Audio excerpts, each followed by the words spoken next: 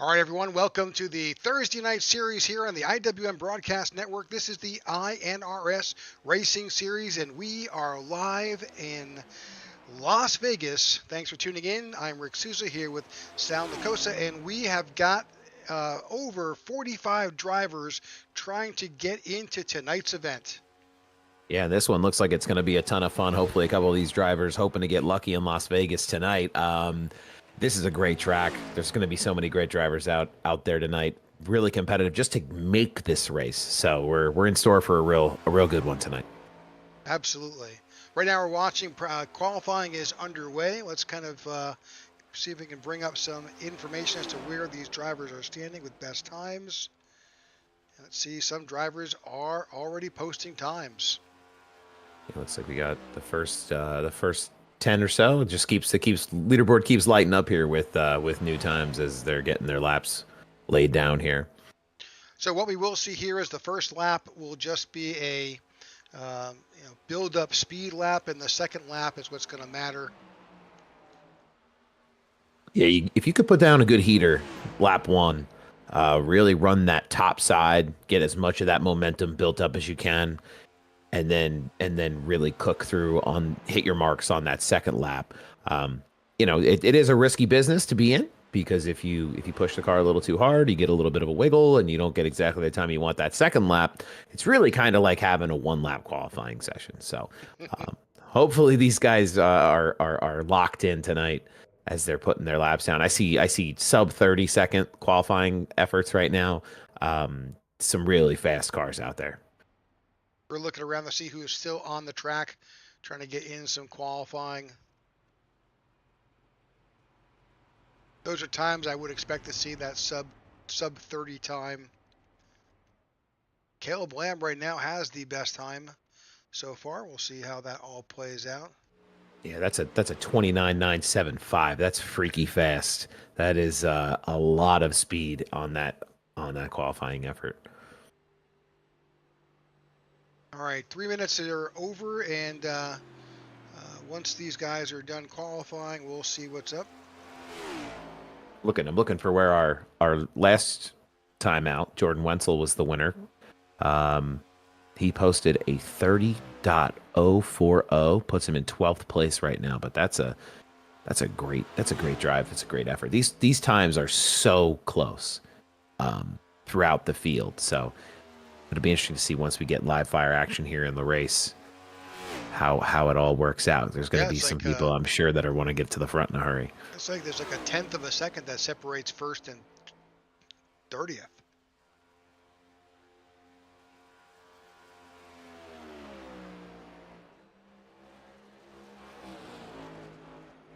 Watching a few drivers finish up as we get close to wrapping up qualifying.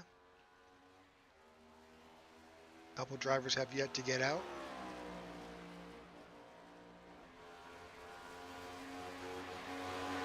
And Simon Magin still on track, trying to get his qualifying number is. Of course, again, there's only 40 slots. There's 45 drivers. Drivers are trying to do their best to get into the show.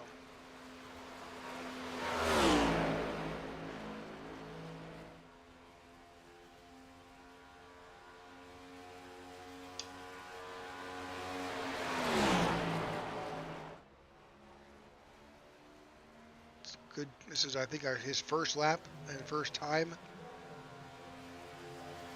Simon crosses the line. See where he winds up. That gets him up to 35. That's a good start for his first lap.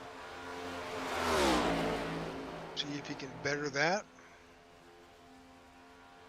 It's just so crucial to make sure you're hitting your marks here, because one little misstep, one little slip. That's qualifying. He did not get his second lap in. Wow. Well, hopefully that first one was enough. Squeak in as the timer runs out. That's pretty wild. Yep, that's it. All right, so right now we've got about a 5-minute break while the league gets everything together. They've got to make a cut by those drivers who were able to make the field and who weren't. So in the meantime, let's talk about a couple of things. Let's go through the specifics about tonight's event.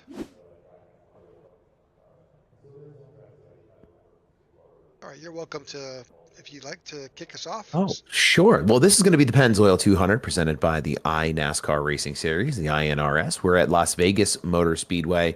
We got 69 degrees out there in the weather, 30% chance of, or 30% humidity, cloudy, 10-mile-an-hour winds. Um, I don't know. It's an oval track. 1.52 miles, so a mile and a half, just like we love. These cars are built for them. They love them. These drivers, hopefully, they love them just as much. The track temperature going to start out at a balmy 84 degrees. Pretty good for Vegas. Yeah, I think that's going to be good with this overcast, right? It's going to keep the tire health pretty good, and that's something we're going to talk about as we go along more in our keys to the race. But we will have a single break at lap 44. There are no quick repairs, so just like real life, when these things happen, these incidents occur potentially, they'll have to sit and wait and get it done right. Get 5 sets of tires here tonight with 75% fuel. We'll have 3 green-white checkers to make sure we get our winner determined here after 200 miles. All right, so this track, we've Jordan Wenzel was the previous winner here in Vegas. We'll see just how he winds up qualifying and see what he can do today. But certainly, we're looking forward to this series getting on this track. We've been at a super speedway in Daytona. We went to a baby super speedway in Atlanta. Right from there, we went to a road course at Coda, and then we wound up with a glorified short track in Phoenix. Man, I am so happy to be at a mile and a half.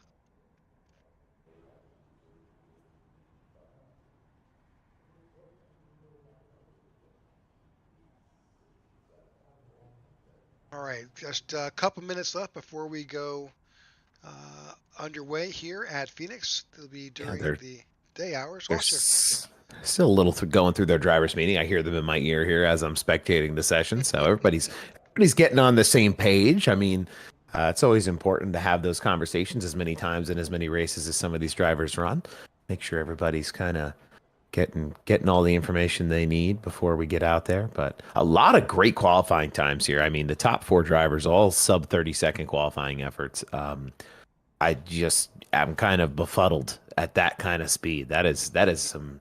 They are hauling the mail. It is going to be fun to watch when we get out here because we talk a little bit about the strategy and the keys to the race, but we have that single caution at lap 44. Obviously, with 75% fuel, that's not going to carry them all the way to the end. So it'll be interesting to see kind of when we see live fire cautions happening, green flag stops. Nothing too extra exciting about like where pit road is, like Atlanta was. So, pretty standard in terms of like track configuration, entering and exiting pit road. And but the tire wear here is something really to watch out for too. But Rick, I'll let you go through it formally here with the keys to the race. oh Sorry. yeah, no, it's all good. I think that you're exactly on point. So, track position is going to be key because, if you're able to qualify up front and stay up front and watch, that makes it a whole lot easier than having to drive back up through the field. Tire wear, we were broadcasted an event last night. Tire wear was not quite the challenge that we thought it could be, but we'll see how that goes. Pit strategy is a whole different story. You've really got to figure out exactly when's the best time to go in. We figured out somewhere around about 45 laps per tank of fuel. So we'll just see how that all plays out. Of course, that all gets thrown out the window with a bunch of cautions and how that may play in and be a factor in tonight's event. Yeah, it'll be fun, and we've seen a lot of team racing this year so far, right? A lot of it at the super speedways where we know drafting tracks, where a lot of that comes into play. But I think even here, where you're going to get drivers who are going to work together on their pit cycle strategies, and just really make sure nobody's getting hung out to dry. Because if while this isn't a traditional drafting track, it's still important to stay with that pack because once you're out of the slip, it's lonely in the rear there. So we've had 4 races so far this season. We've had 4 separate winners: Austin Wheeler, Jordan Wenzel, Corey Bunch, and Lucas Whitehead. All right, is this going to be a repeat winner, or is this going to wind up being potentially another single winner? Yes, a season of new winners. I mean, what was it the one year? It was the NASCAR. It was 18 different winners. I Yeah, mean, it's crazy. you never know with all these different drivers. This is a unique league in that way where there's so many competitors out here. The opportunity for a new winner is that much greater each and every week. Makes it that much more exciting. Got it. All right, looks like we are gridding up. Let's go ahead and bring up that grid for tonight's event.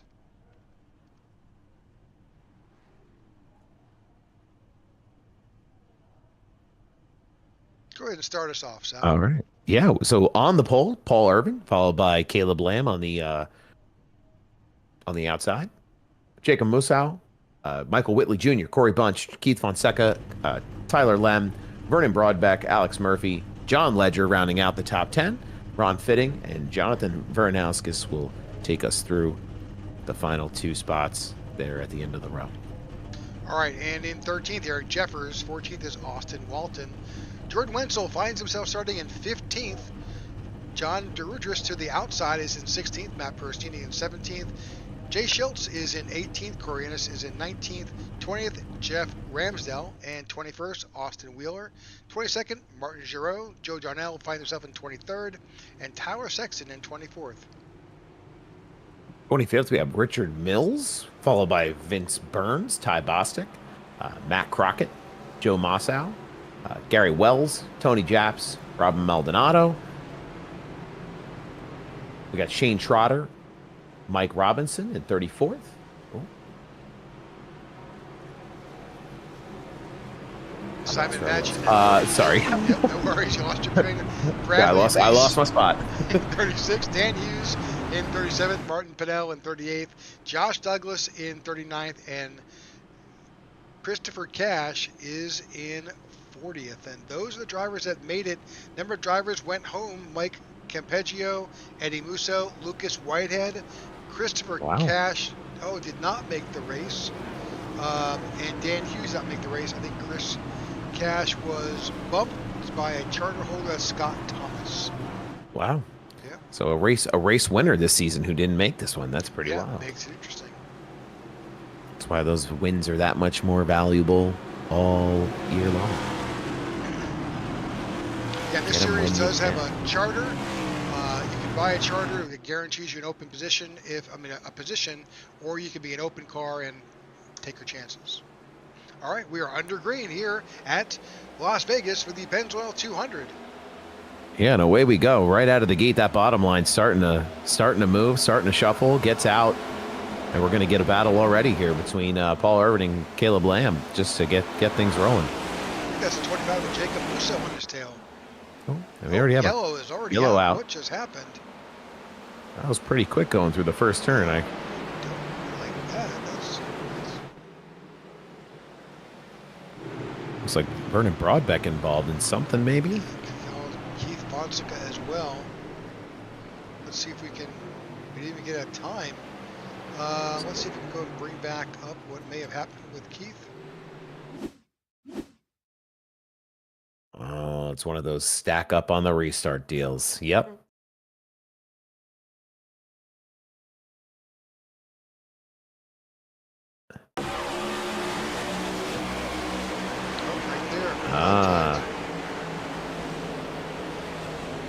Yeah, so just got shuffled to the middle there. Yep, and then unfortunately the 8 of Josh Douglas gave him a wallop. Yeah, needed that extra hit like he needed a hole in his head. That's going to cause some damage, you know. It's this early in the race. If we're going to get the damage, though, this is the time to work out all the kinks. Get yourself on pit road and then get yourself back in the race because, at least you get the time back as you're going throughout the night. But unfortunate to see that really on lap one here. Well, we didn't actually get the whole lap in. Just a little bit of contact there between the 8 of Josh Douglas. Unfortunately, wrong place, wrong time. The 61 of Keith Fonseca wound up in the wall. So you see those two drivers making their way down. Man, the nose of that 8 is pretty tore up. So he got into the back of him and going just about full speed. I mean, from that replay, you could see he maybe he just didn't have anywhere to go, but right there just kind of blasted into him. The 61 of Keith Fonseca trying to get a little bit of repair work done. While the iRacing fairies do their best to put his car back together. Try to get a little bit each pit stop. Bide your time. If you have the damage that's maybe going to keep you in that pit a little longer, just get out there, run a couple of laps, see what happens, and that's part of the strategy, like we talked about earlier. That's going to be so crucial as these drivers try to make it through this long race here tonight.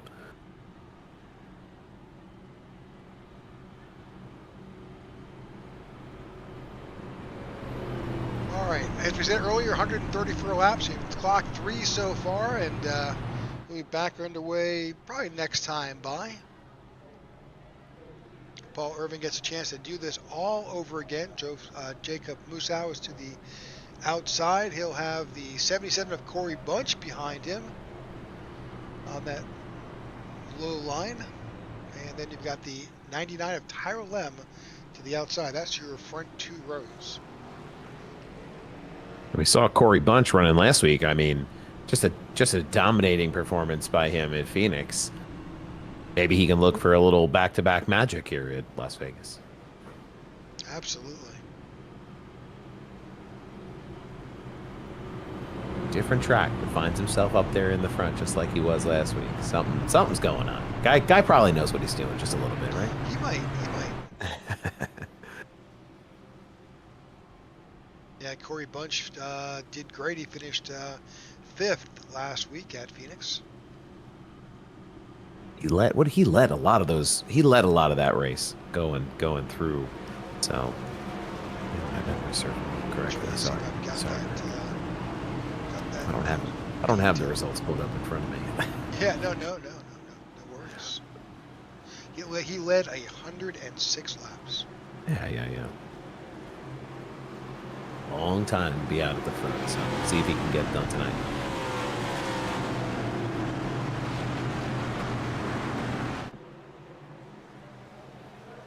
All right, pace car's in.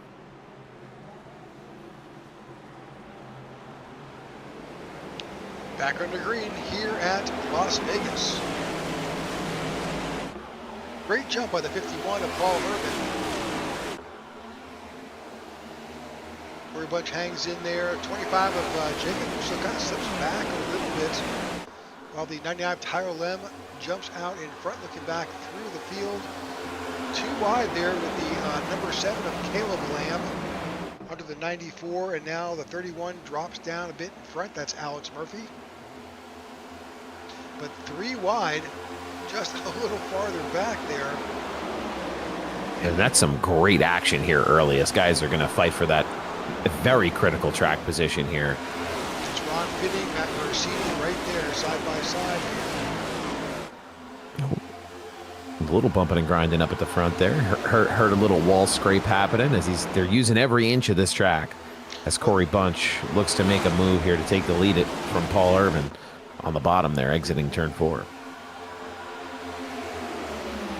And he will be scored leading that lap. Just by a nose worth, but it's going to be fun to watch these two battle it out up here for as long as they're going to be. That inside line is an interesting place to find yourself.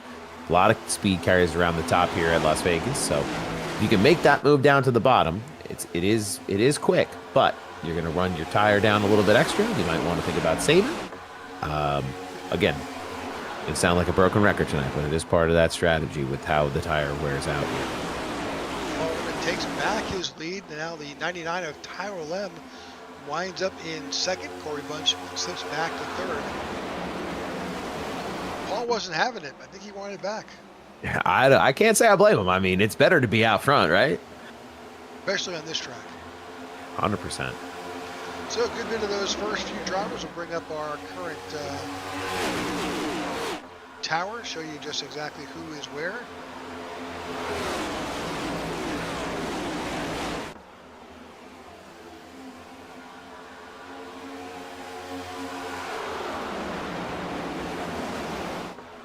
Further on back in the field, we're just kind of single file up in the front, but further on back, it's 2 wide.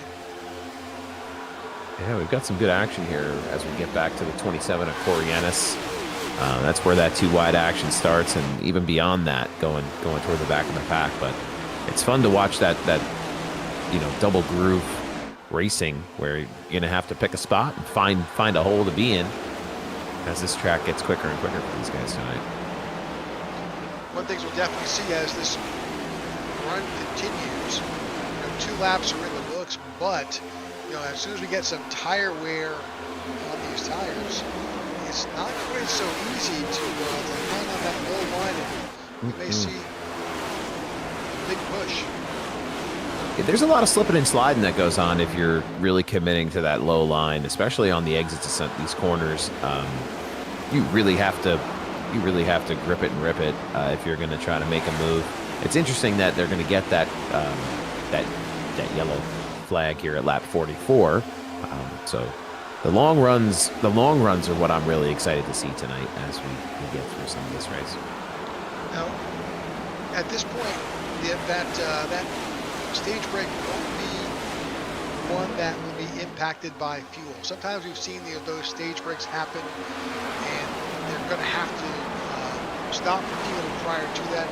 They should have enough in the tank, just barely, to make it around, especially with those who may have gone in and topped off. So a few drivers who took that opportunity, but now they find themselves in the back.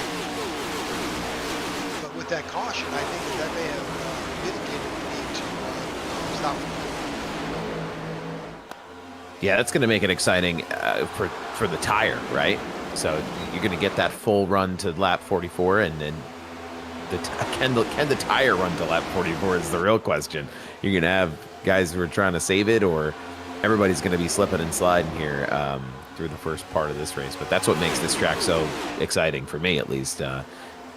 Seeing that come into play, as almost looked like they were going to take it 3 wide there, but they thought better of it. Didn't quite have the run. So looking back, it looks like the new leader, Tyler Lebb, takes over from Paul Urban. Corey Bunch now slips into second. These guys have been training up front, these 3 drivers, pretty much these past 14 laps. Yeah, and while it is exciting to go out there and lead laps and get your track position, we're still real early on in this, so bide your time and see how guys are racing around you. I think that's going to play a pivotal role for these leaders as they're sizing each other up and deciding on maybe what their best course of action is to get that top spot. Yeah, with over 120 odd laps to go, you need to pick your battles. Stay up front, definitely stay in position, but you don't win on lap 16. Yeah, absolutely. To finish first you must finish. The famous last words in iRacing.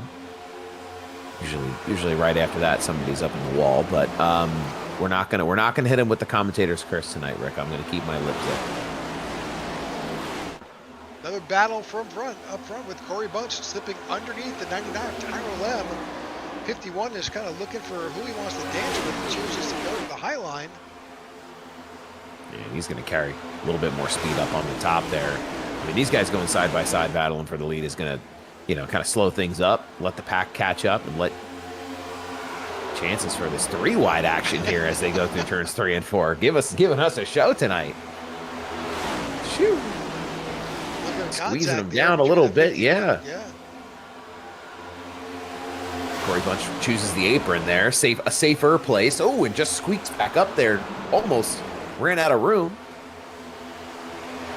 Cut the nose off the 25. Yep, he sure did. Jacob Mossow. That's tight quarters right there. Yeah, not having that same level of speed on that low line, he's got himself sitting back just a little bit here with that drafting partner of the 51 of Paul Urban behind the 99. That certainly has helped launch him.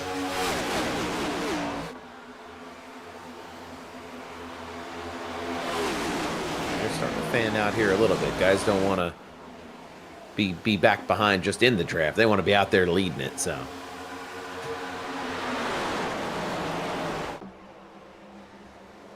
Oh, the 51 was loose. Ooh, got a little bit of contact there from the He did. 7 Oh, car this of is Caleb Lamb. a Ooh, little and bit of just, contact back actually as well. yeah, they are bobbing and weaving and shuffling through the field there, left to right. That 51 of Paul Irvin fell all the way back to ninth place here now as they continue on. No harm, no foul, though. A couple Nope. track positions lost, but And looking back, the 10, Vernon Broadbeck got super loose and actually slid up and contacted the safer barrier. He saved it. He kept going straight, but it was close. so you know what that means. That means that the tire's starting to get a little soft. Starting to see it run out a little bit. Can't push it quite the same way maybe they did in the first 5-10 laps. It'll be interesting to see as they have another 20 some odd before they can come in and get freshed up. And my guess is it's really not so much about tire wear, but maybe it's about tire heat. I think you're onto something there. I think you're right. That one through the grass. We just saw a high spot that the landscapers missed.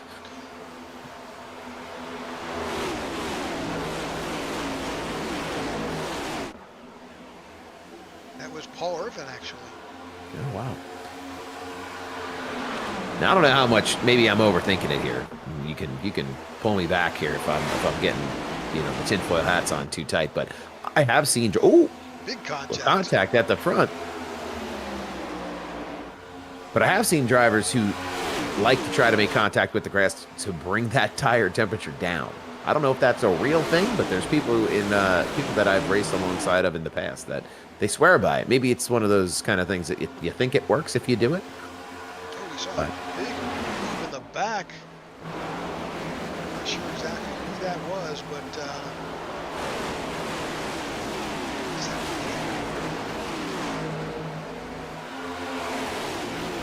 that's Walt.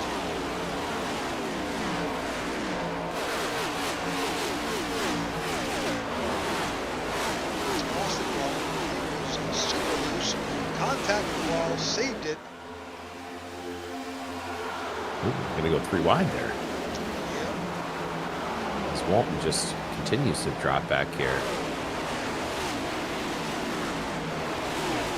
He was super loose. So we definitely saw the fall off here, at least with grip, and these tires here at lap 25. So about 221, 25. So we're kind of looking around, keeping our heads on a swivel here in broadcast.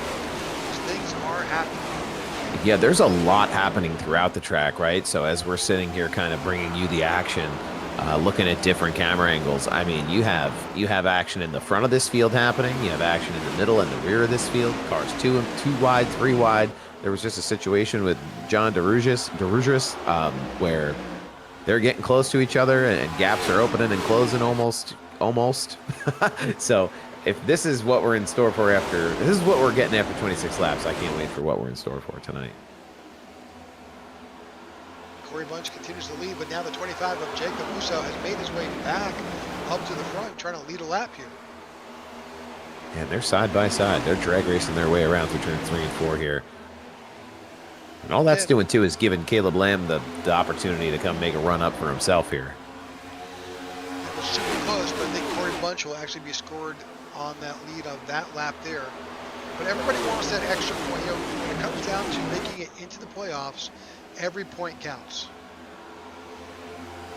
Absolutely, and you don't know when they're going to come and what races you're going to be able to get them. So get them while you can. Push hard, get your points, and set yourself up for later in the year.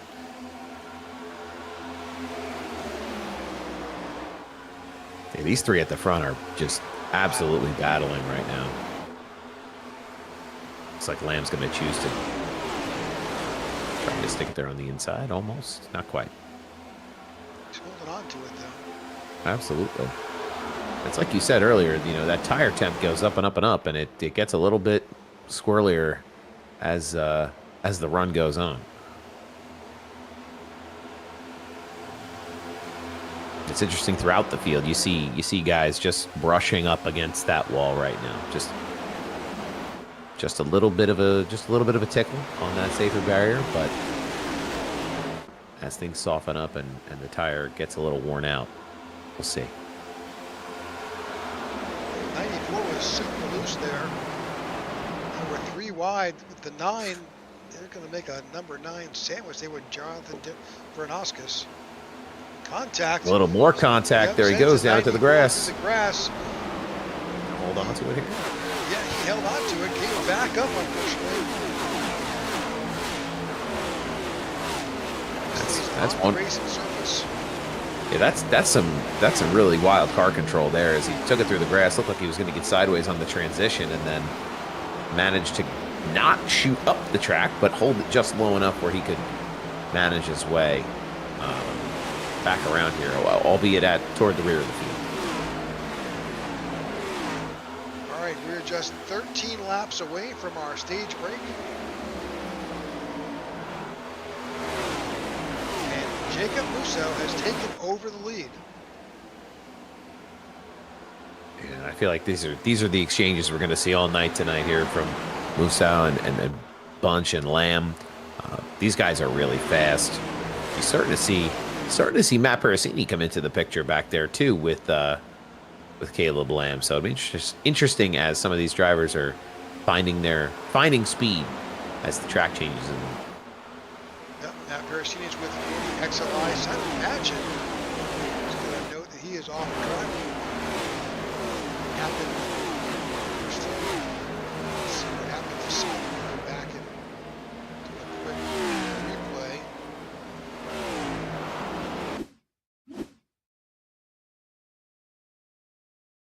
Oh yeah, just real loose there on the bottom. See 22 of Ty Bostic slip underneath. Others trying to get by. Luckily, this on the front stretch. It's pretty wide. If you're going to have something like that happen, that's the place. Lots of space for competitors to squeak around, but unfortunate for him now that he's shuffled his way back to the back of the pack. And while we're front, Corey Bunch is challenging Jacob Musso for that lead. Yeah, there's Matt Perricini there. He's lurking, making a run on the bottom.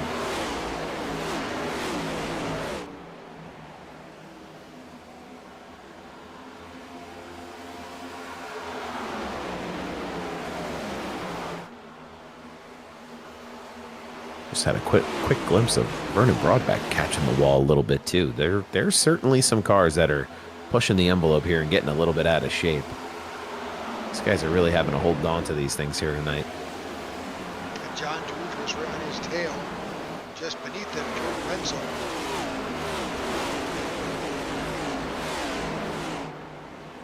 Oh, he was dirt tracking around that Yes, corner. he was.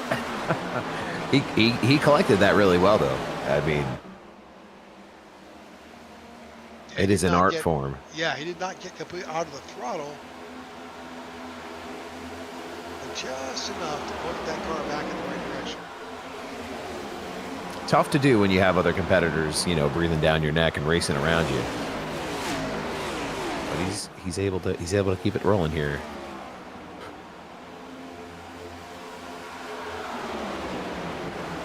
Laps are ticking on down here with just 8 laps to go before this stage break, and also all important stage points. Yeah, you're going to see these guys really send it in there in the next handful of laps to get those points. Like you said, saving those points up at this stage of the year is going to pay dividends when it comes time for the playoffs. Very much is not letting it go.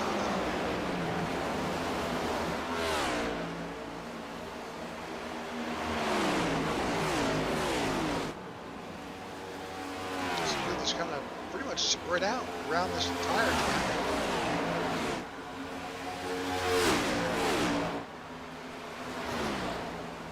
Yeah, it's less so of a race within a race, but just almost the whole, a lot of half the track covered with competitors here from the start-finish line. We still have cars that are just passing the start-finish line ahead of the leaders.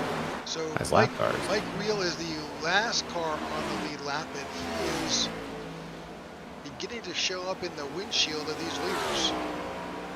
And it's going to be a battle for these guys to keep their laps. Certainly, you don't want to go a lap down. But you want to be respectful of your competitors, but it certainly is something to be racing for, to stay on that lead lap before things get out of control and you go down. Looking out the windshield of Corey Bunch. Yeah, he's catching him in a hurry too. Yeah, his last lap was a 31:15. Looking down the bike wheel, 32:43. So full second. Looks like he's just going to stay to the high side here, let everybody take care of their business. But not an awesome feeling to see the field come back around. And, you know, if you're having a hard time or the car's not driving the way you want it to, but it's a long one here tonight. Make those adjustments and keep on rolling.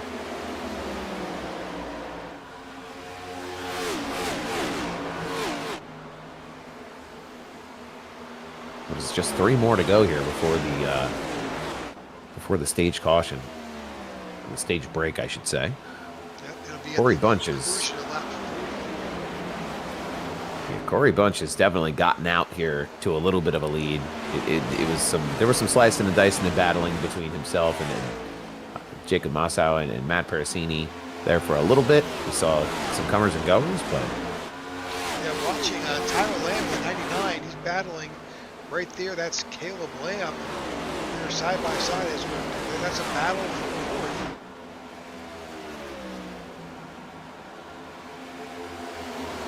Jordan Wenzel now finds himself up 9 spots. And that being said, let's not fail to mention that Matt Parasini is up 14. He kind of came out of nowhere there. Just drove his way to the front. Maybe that's, you know, a product of some good strategy there to get that track position as they're going to get in here and race to the stage break. Vince Burns also, he's up 15 now, showing in 11th. He qualified as 20. Don't look now, but John DeRugeris and a few of those boys making a run up here. Yeah, John D is up plus 10.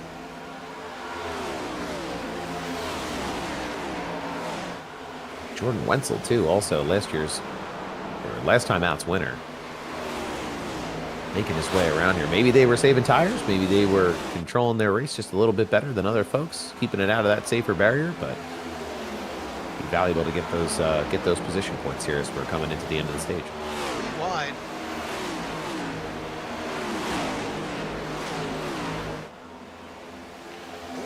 Loose there. A little bit of a snap there as he tries to push it, but able to keep it under control. Yep. Code Brown maybe in the car there for a minute, caution but has officially voted, ending our stage.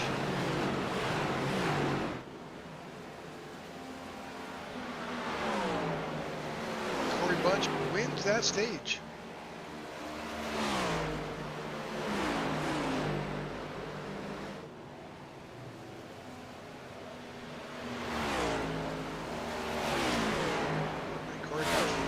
Motorsports wins stage here, lap 45.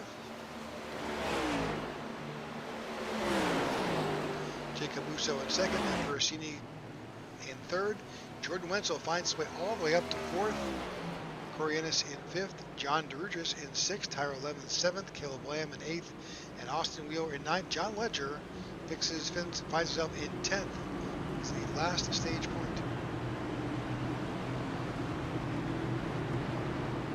It'll be interesting to see as we continue to progress on the comers and goers and guys who are, you know, gonna save their stuff, try to run a little bit more conservatively to stretch that run. It's like a whole new race all over again, it feels like, as they're gonna come down pit road here and get tires and fuel and set themselves up here for the next half of the race, or over half of the race. You should see the entire field on pit road.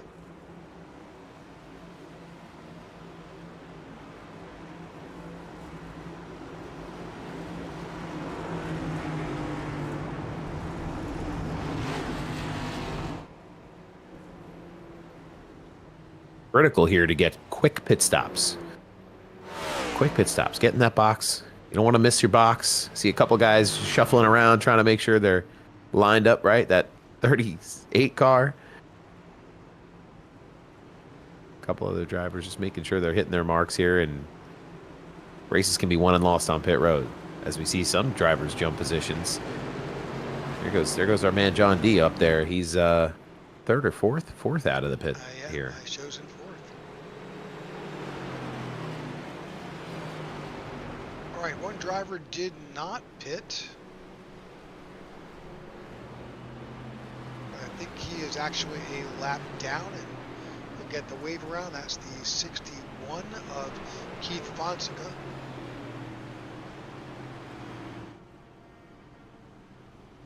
He is not pitted yet, so he once he gets a chance to go back in, he'll drop off the field, and Corey Bunch will be in charge of this restart. Or maybe he's just not going to pit. That'd be a really interesting move. I mean, I think he well, looking back at our telemetry, he looks like he pitted last on lap 2, so he's got to go in. yeah, just in terms of fuel, he's not going to make it too far if he doesn't stop down there and get himself set up. So maybe he gets his lap back, tries a quick pit stop, and stays on that lead lap again potentially. But yeah, it's a tough balance to kind of strike if you're trying to get your lap back and get your pit stop during a stage caution.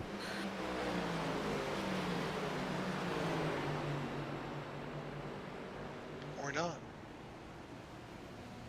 No, didn't come in. Join the rest of the field at the tail.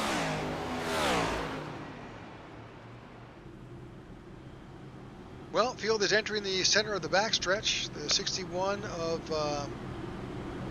Keith Fonseca gets a lap back.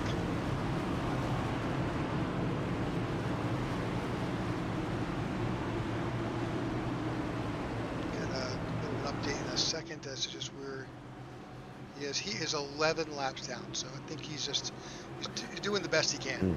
That's all you can do at a certain point, and just getting out there and learning and logging the laps, and that's half the fun. It's half the battle of being competitive and trying to be out here with a group of guys as they get ready to go back green. Away they go. Corey Bunch, big jump on the bottom there. He's going to drive out and away as we're back underway here at Las Vegas.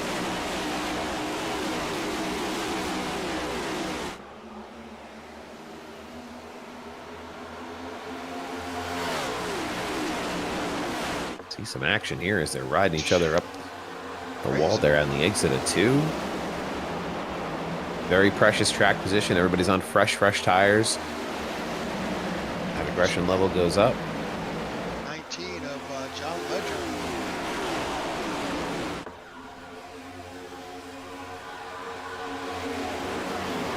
And 19 will have behind him.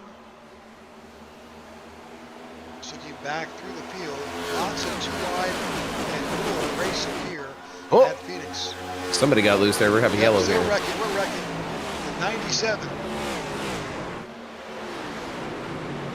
It's Jeff Ramsdell goes around and brings out our 3rd caution. Yeah, and that just looked like kind of a domino effect there. As we'll get the replay pulled here, but somebody got loose and got up into the wall, and as drivers were inside of him, avoiding his bouncing back down the track, just kind of smushed. There was nowhere to go. I think you got Paul Irvin's involved and Vernon Broadback also.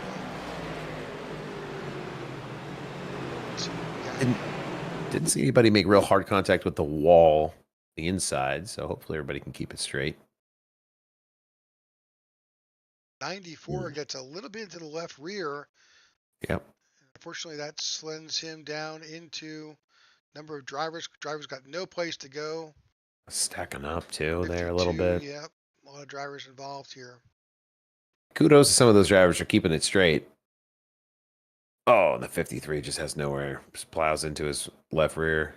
That's Robin Maldonado. And Vernon Broadback gets into the 51 there, yeah. That's Paul Irvin. Hopefully not a ton of damage for these guys. Nope. I think they're just doing their best to avoid the wreck, and fortunately, they didn't avoid each other. All right, we'll see a number of these drivers back on pit road, trying to figure out just how much damage they've got. You know, some of that could just be a quick few seconds A little bit of body work. Yeah. Hopefully, no requireds, only optionals. See somebody getting a chance to get their lap back here too. Yep, that I'm guessing that's Mike Wheel. That's him.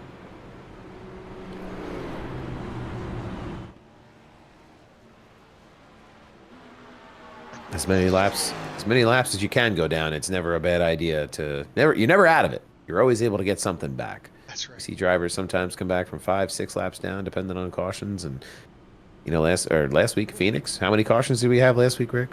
Oh, I lost count. So you could go down and come back. It's just being patient, making it work. So we'll see. All right, so we believe that it's 45 laps per tank of fuel. Now again, that's going to get adjusted based on the fact that we are under yellow here for the third caution. So that will add some time, some laps back into it. So say, 48 laps, so we're at 50. So good chance at this point that we'll get to 100. And that could be the last stop of the day.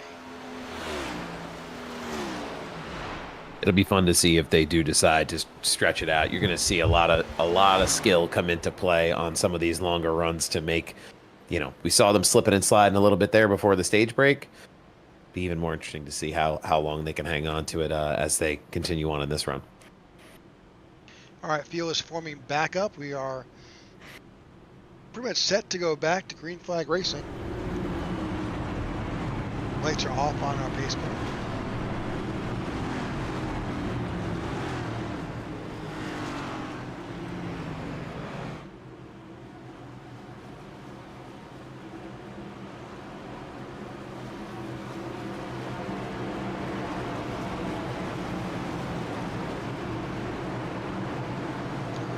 Is exiting out of turn 4. Pace car drops off.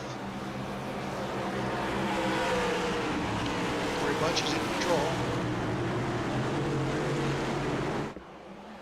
A little bit of a stack up there on that bottom line as they got restarted. Corey Bunch got out to a good jump.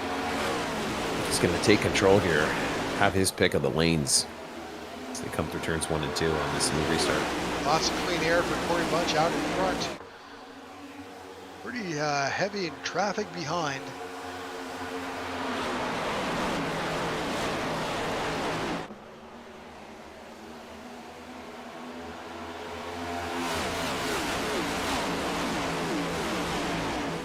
Two and three wide here at some points here in Vegas.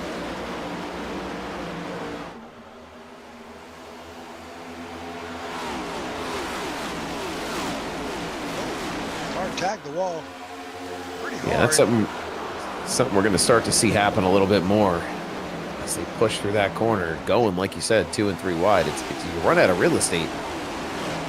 Hard to find room to make moves.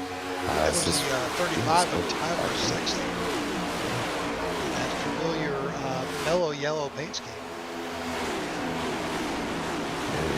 They're still bunched up here right behind the leaders in this group. Still trying to sort it out and play nice and figure out a place that everybody can call home here as they settle in for what's going to be a pretty long run. Matt Pericini is not leaving Corey Bunch alone. He's right on his bumper. Yeah, not at all. He has separated himself from the pack. He's going to lead. Yeah, he's not just going to challenge. I think he's going to take the lead here in the next lap or so as he's really got a full head of steam getting around out of 2.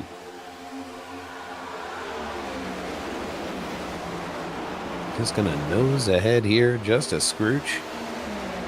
It's Matt Pericini and the 40 XLI team.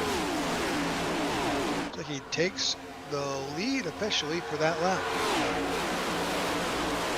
add another point to his total with that one lap. Yeah, we're gonna see these guys starting to battle a little bit side by side. Corey Bunch lets him by. Better to line up here and just keep getting that speed and separate yourself from the group, because Jordan Wenzel is behind with John Ledger, Tyler Lem, Caleb Lamb. That little group there is working hard to make sure these leaders don't get out and away past the point of no return.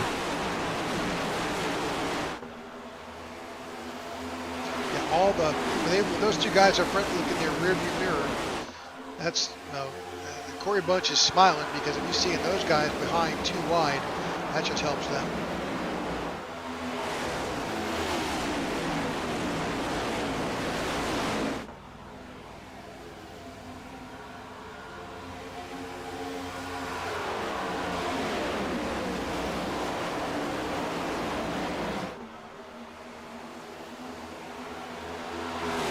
Is a battle for 3rd through 8th here. Oh, contact with the wall. Ooh, yes, Big indeed. Hit.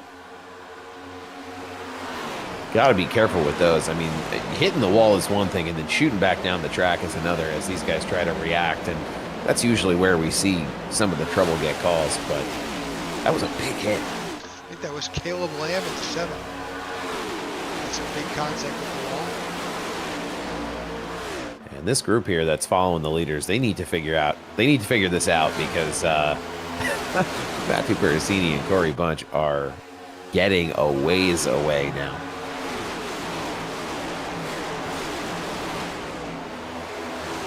That gap continues to increase now, just over a second, almost a second and a half.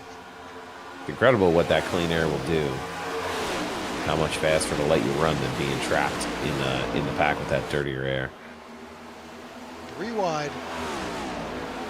There's John Buttress on the outside. Ooh. Get a little bit of a wall tap there from someone too.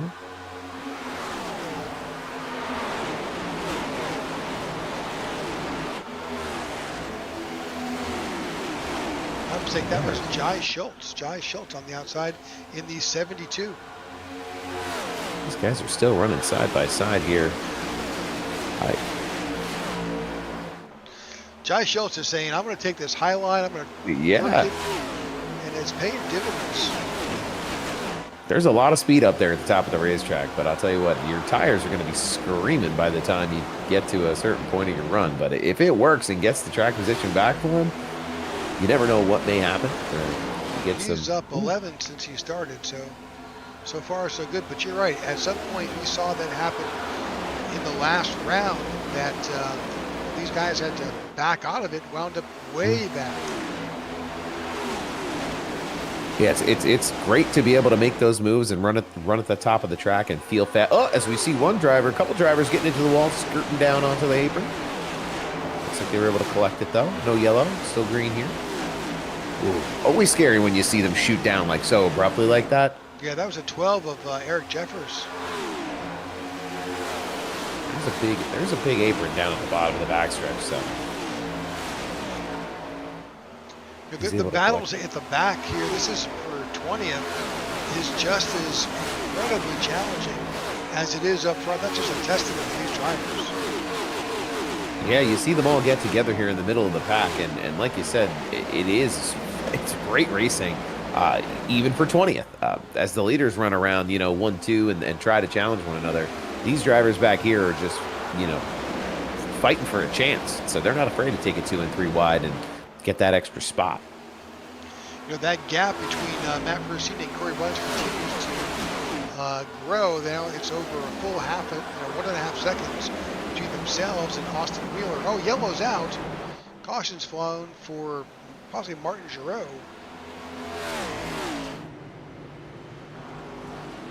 See, number 50 gets back underway. You see some front end damage there.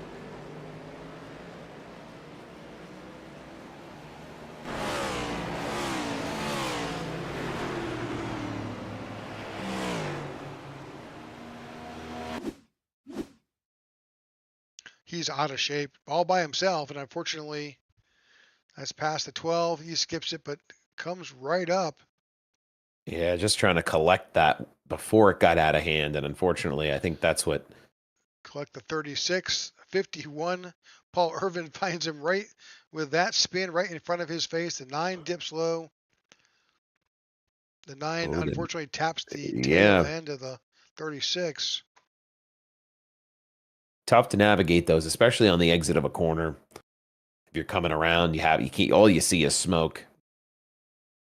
I mean, what that yellow's going to do, though, is going to give these guys a chance to come down. You're going to see the whole field come to caution, or I'm sorry, come to the pit road here under caution. Oh, just like that. So prophetic. Here we go.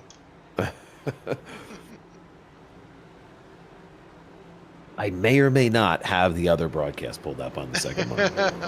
Maybe.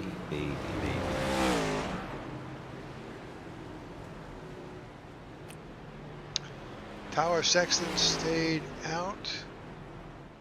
He may have been a lap down, looking and just seeing who's where. As these drivers now complete their stop and get off pit road.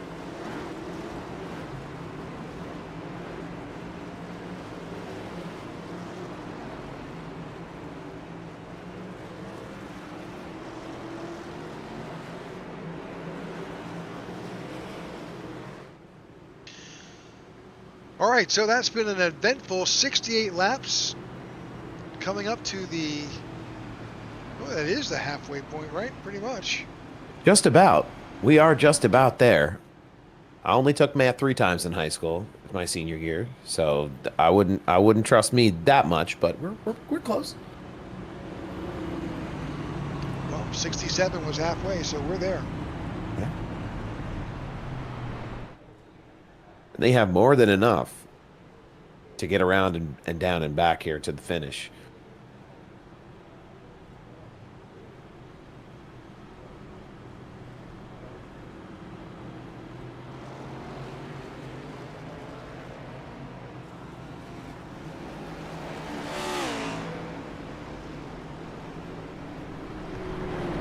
So 69 laps complete under our 4th caution of the night for a spin with Martin Giroux and a few others who got collected in that incident.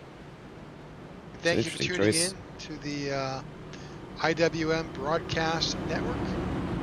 Appreciate you if you could choose to hit that subscribe button to stay up to date on the events that we have here. Obviously this series on Thursday night, but also our Wednesday night series and others. We have had a lot of broadcasts this week and probably more to come over the next few weeks here on our channel.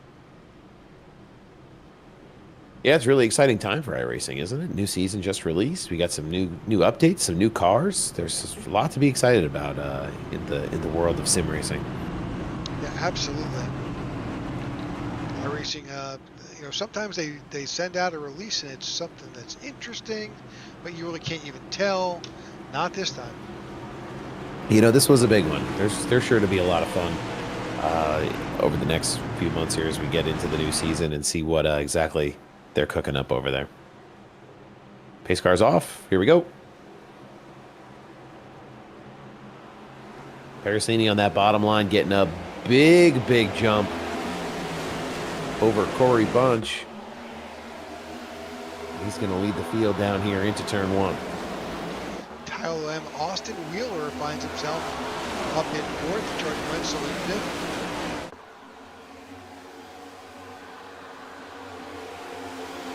And Tyler Lamb and the 48 of Austin Wheeler side by side here.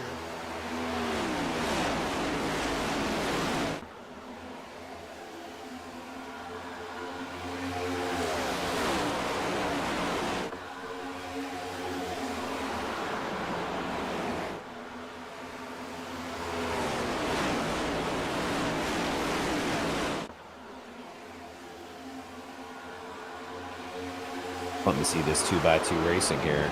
Very competitive. In the 48 of Austin Wheeler. Yep, by doing that though, they're definitely letting Matt Parasini and Corey Bunch just disappear. Yeah, they are definitely slowing things up. The leaders love to see that. 3 wide. West, that's a choice. Whew. Tight quarters as they come through 1 and 2 off the exit at 2 here. Everybody keeping it where they need to. No harm and no foul. Well, with fresh tires, it can certainly get pretty brave here at Las Vegas. We'll keep an eye on it. Pretty much, if you think about it, they finished last here on lap 67. Add 20 to that puts us up to lap 87. That's where we're going to see those tires build up a lot of heat, and contact and traction is going to fall off.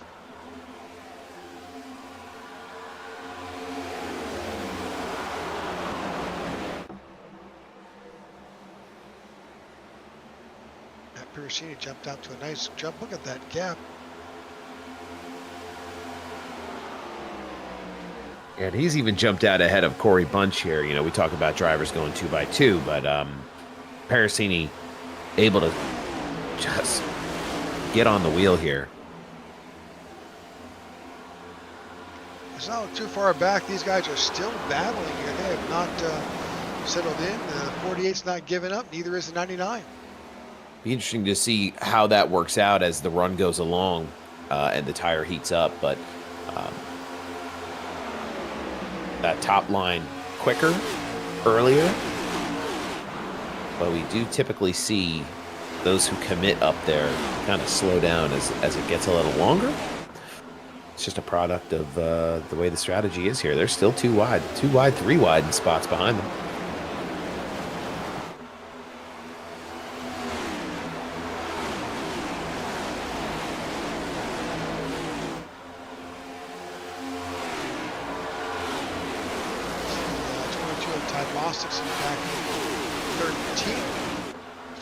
Broadback Maxon in 15th. They're just still battling it out here.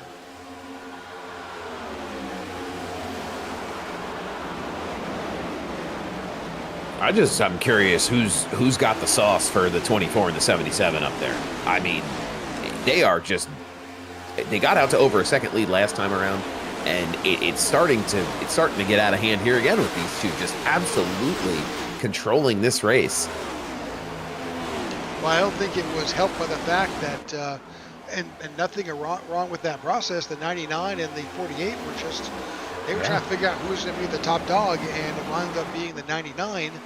But I'm wondering just how much of their stuff with this new tires did they burn through trying to figure out who was going to be in third. Absolutely. I mean, for me, that's a place where it comes from. You have to be patient there and sometimes give up. It's that old Mark Martin, you know, sometimes you have to let them pass to make sure that you're able to have a position to compete and be competitive at the end of this race. Hopefully they didn't burn up too much of their stuff, but we'll see some of these other drivers coming up behind them here in a hurry in a few laps, I'm sure. Yeah, we're keeping our eye on Jordan Pennzoil back here. Jordan's battling a bit with the 72 of Jai Schultz. That's a battle for fifth.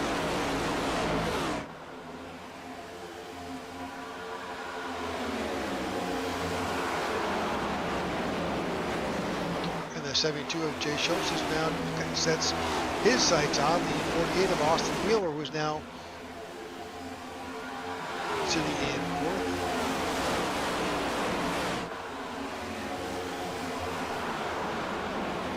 Don't look now, but we're less than half a lap away from some lap traffic here. Just a backstretch away from a single lap car. But I wonder if that'll come into play too as this green flag run continues on.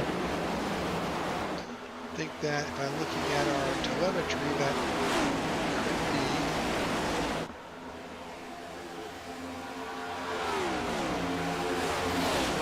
I think that's Tyler Sexton back there.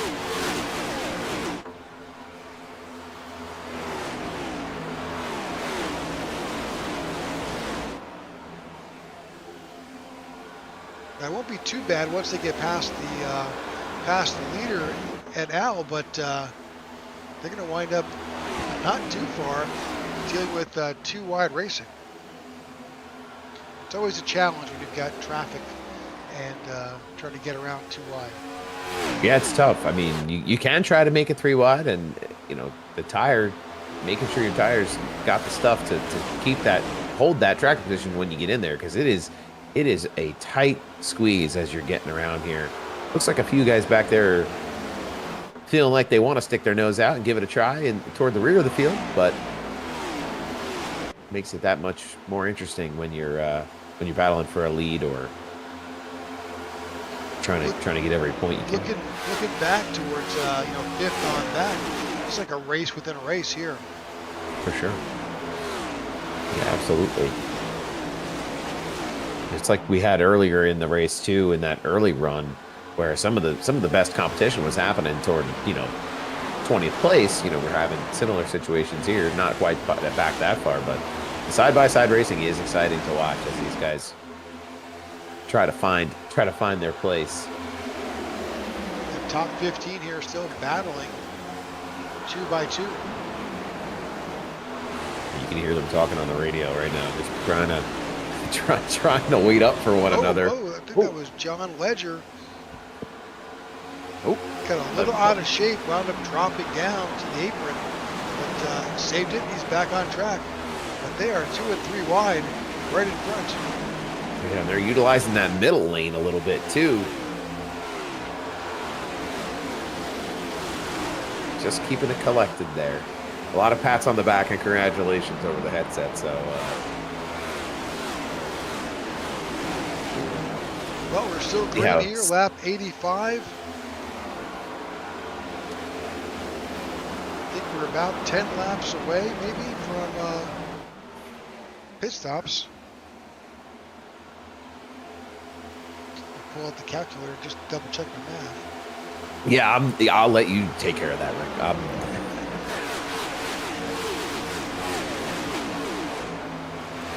3 wide there.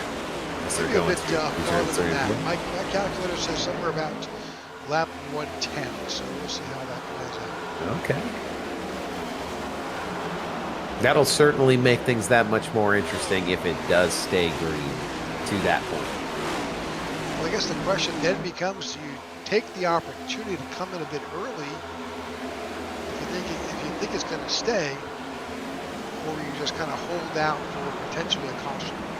Don't know. It'll be interesting to see how these guys make that choice.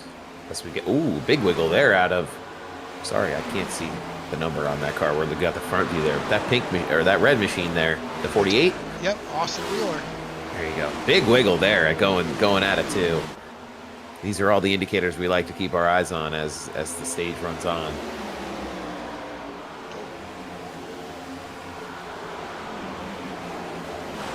Never lose sight of the fact that this is a simulation and we are all at the mercy of the internet. Yeah, a little bit of a lag there, but we got the leaders. If we haven't checked in, they're getting around the lap car now. So we're already back around. So interesting to see how that may play a factor as they move forward. There's a few more up ahead of them in turns 1 and 2.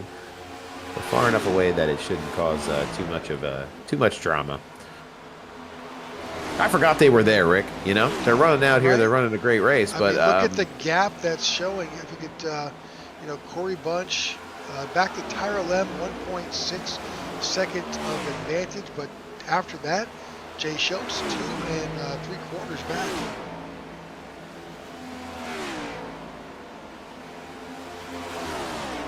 Now this group is having to deal with that lap traffic.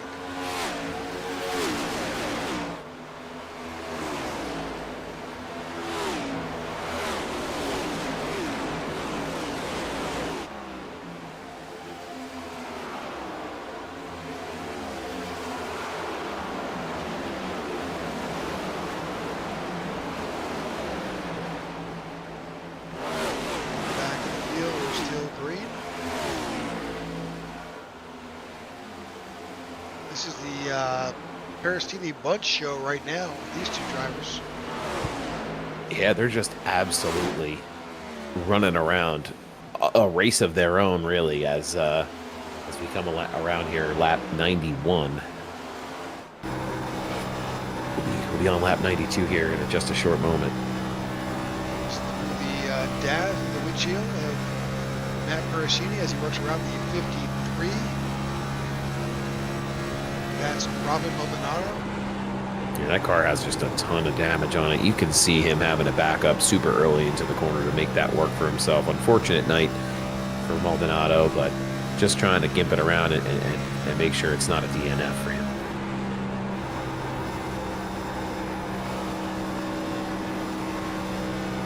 Oh, we got a caution out here.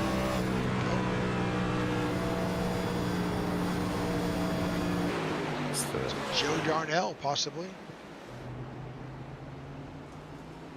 See a lot of damage on that number 4 Chevrolet of Joe Darnell. Maybe a little bit of nose damage. The caution flies here on lap 93. This is will, huge. Well, pretty much if you were thinking about your pit strategy and your lap, it's gone out the window, because now this pit, you're done. You'll basically have enough to make it around. Be really interesting to see if drivers after this choose to gamble. I have to imagine that there's going to be a packed pit road. Here they go here, trying to get 3 wide, it looks like. That's the 50 of Martin Giraud, comes up and unfortunately gets into the left rear of the 4.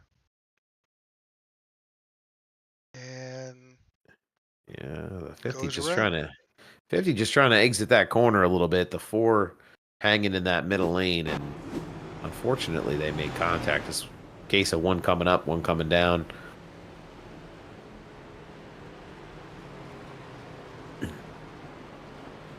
Seeing a lot of these guys on pit road.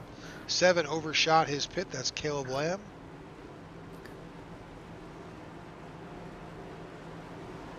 Four tire stops for all of these drivers.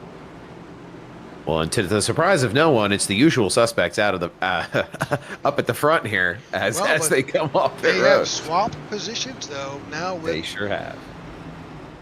Just 40 laps to go. Yeah, they sure have.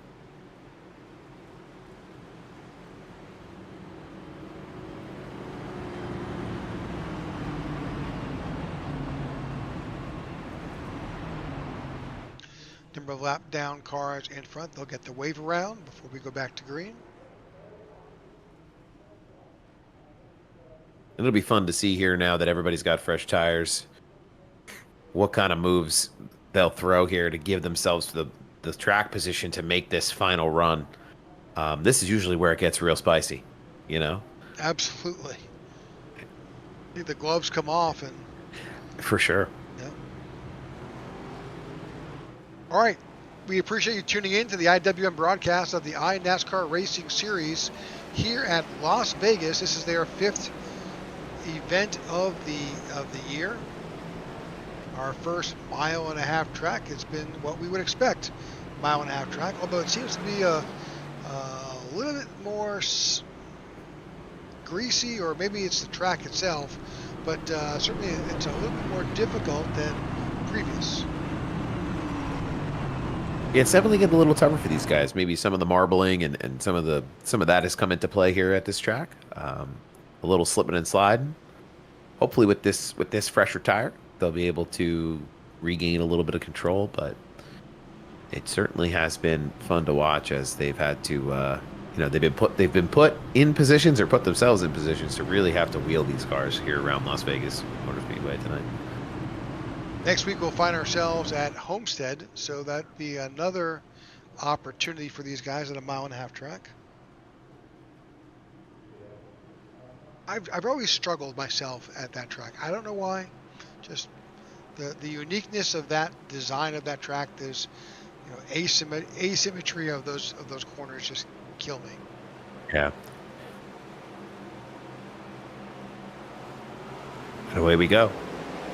Corey Bunch, big jump on the bottom, getting out in front. We got Jordan Wenzel. Imagine that. Jordan there Wenzel, he is. Last year's After all winner, this time. finds himself right there in position. Yeah, he's taking that spot away from Matthew Pericini, who was up there and trading places for the lead for the majority of this race. And again, here we go, right? 2x2 racing here from behind the leader. Matt Pericini is not willing to give that position up, though. He wants it back, and he's battling to the 48 of Austin Wheeler. Take the apron, which you can do here at this track. That's a big move to the bottom there to try to cut that corner low. Looks like he was looking to give the 24 a little bit of a hard time. Ooh, looks like a little contact there toward the rear of the field. Somebody was in the wall and squeaked down across, but no caution. But that was a big move by the 48 to try to take a shot. Didn't quite work the way I think he thought it was going to, though. 3 But at wide, least mid-pack. using that apron, though, Rick, that's going to be something we're going to keep an eye open for later on. It's a tight group right here. This is all like 11th through 15th.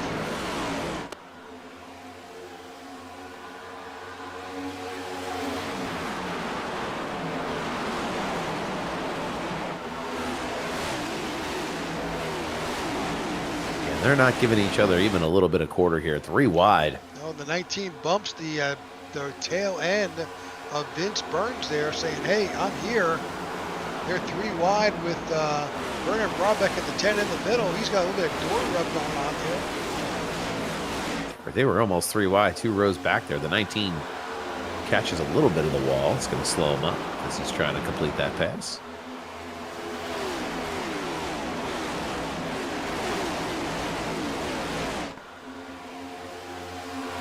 Back up front, Matt Pirosini has taken over again, second place away from Jordan Wenzel as he tries to run down the 77 with Corey Bunch with just 34 laps remaining. Yeah, and it's all gas, no brakes time right now. I mean, if you're in the single file row, you need to get out and you need to put yourself in track position to challenge for this lead. So Corey Bunch has done a great job of taking advantage of what they were doing behind him. So it's certainly going to be a challenge for these guys, but I have to imagine it's not Matthew Pirosini he wants to see in his mirror.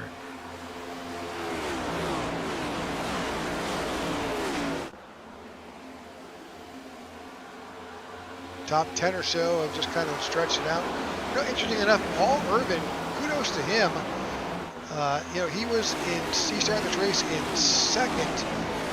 We saw him get involved in some incidents, get shuffled all the way back. He's now back up to 10th. It's amazing what these cycles can do and the patience that these drivers have. And you find yourself in positions late in the race to contend for a big points day or even for a win.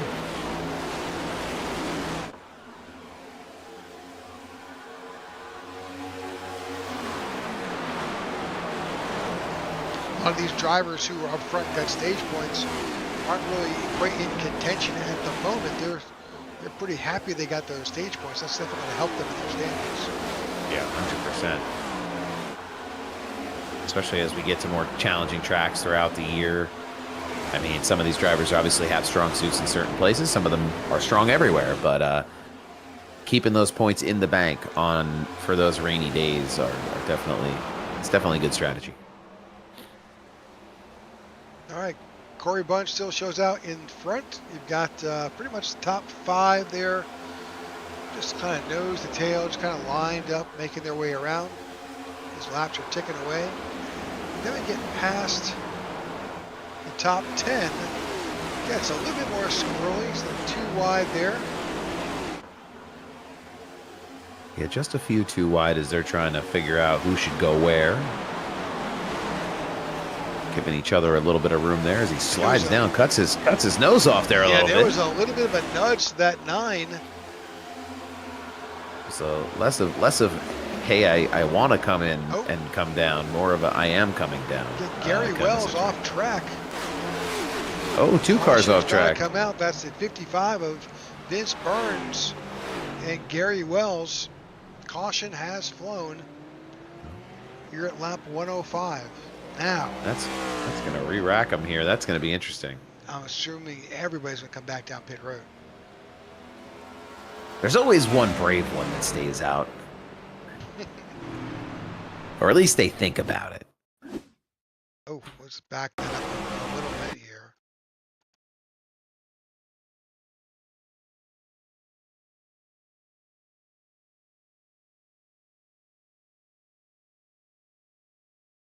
So our eyes are peeled on that 52 and the 55 there.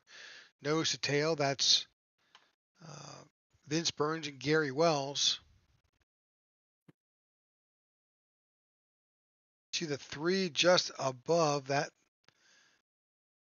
3 belongs to Ron Fitting.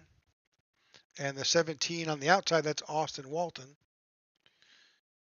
52 takes that low line out, puts him almost 3 wide. The 3, that's what starts it right there. Yeah, the 3 gets into the wall a little bit. That car on the inside corrects to get away. No Maybe place to even go.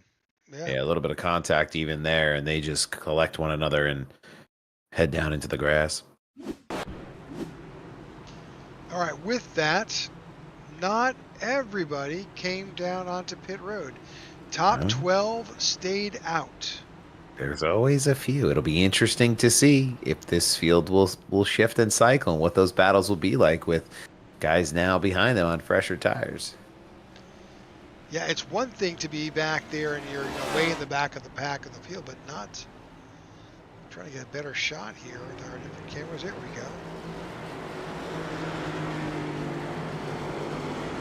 Number of drivers gambling. Surprised we didn't see more drivers come down pit road. Well, they pitted last on lap 93. This is only 13 laps later. I think they're just figuring they're not going to give up track position. Which makes sense, for sure. Be interesting to see if that 13 lap difference in old to new will make that much of a difference. We shall see pretty quickly, because as I stated, that's the first car a lap, not a lap down. First car that took new tires and fuel is in 16th. That's Jonathan Baranowskis. So that's only 8 rows back on this restart. Yeah. And there's enough laps to see them come from that far back to challenge. So if there was only a handful left, or we were really, really close to the end of this race, maybe it would be inconsequential, as they'd have to make time around so many cars. But it does seem like there's enough time to make something happen here for those drivers on fresher tires.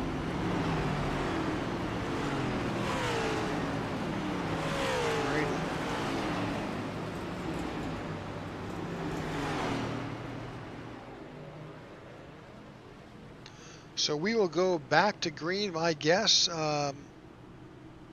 with just 25 laps to go.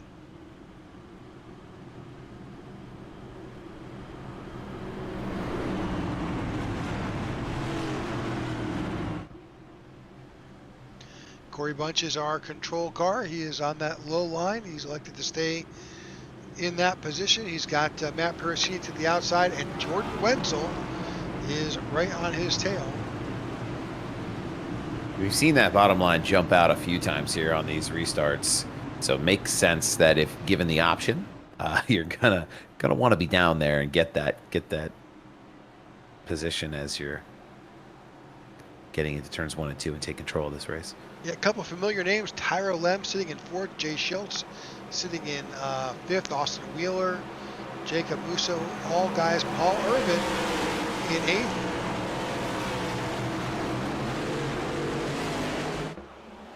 It's been a real up and down day for Paul Irvin, so good to see him back in the top 10 here after he led laps and has battled his way.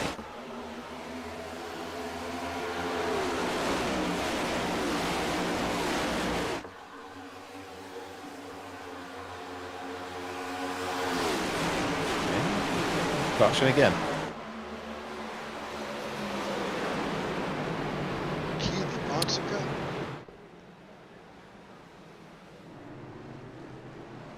See another car down there. That's probably Scott Thomas. Yeah, and these cautions these restarts are tough.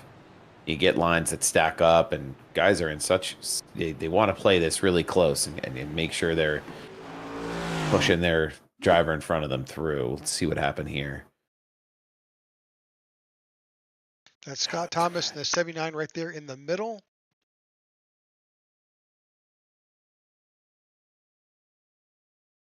So that's a little bit of net code there, but I think it was inevitable. Yeah, just off the exit of the corner there. Yep, that's the 20 of Pinnell, and there's a 36 right there that also unfortunately gets involved.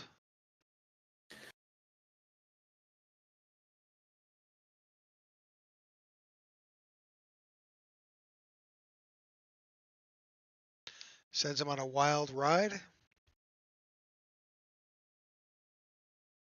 And he backs it into the wall there. Not the worst place to get damage, but Yep, just trying to see if anybody else gets collected in this.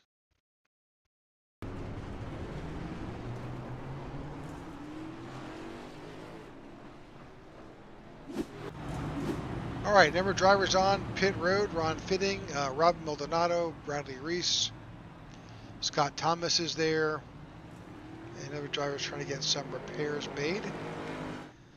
For this untimely caution, number 7 with 24 laps to go. And this is really going to be the time where we're really in the critical time of this race where it's just going to see these tires come to life here, these fresher ones. The next few laps, I don't know. I hope we see some. I hope we see some moving and sliding around here in terms of leaders. It makes this one really exciting. There's Wenzel up there on the outside of the top row. You are correct. He now finds himself outside with the 24 Pericini behind the leader. These guys just did not have a chance to advance. Those guys who pitted on lap 106 really have not had a chance to make a difference.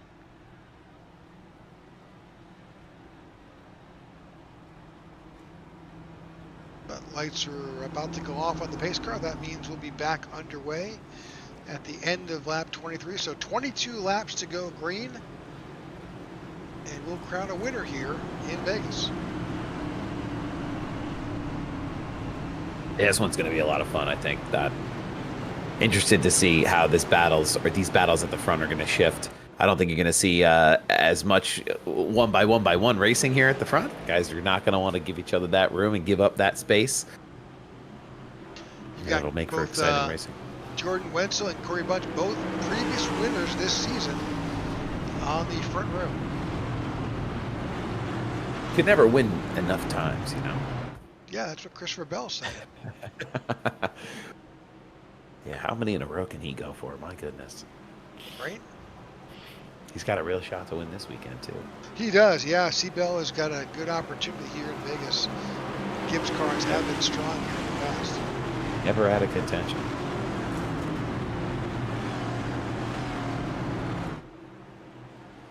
All right, lights are off on our pace car. The pace car is leading them now through turns 3 and 4. We'll be back underway.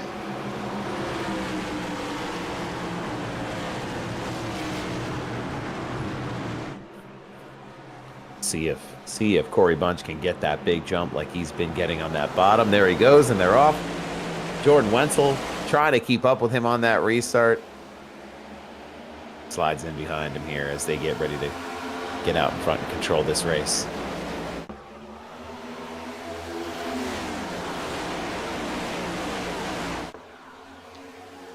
Watching the leaders, but also looking back through the field because there is a lot of aggression here as these drivers are trying to find their way to the front.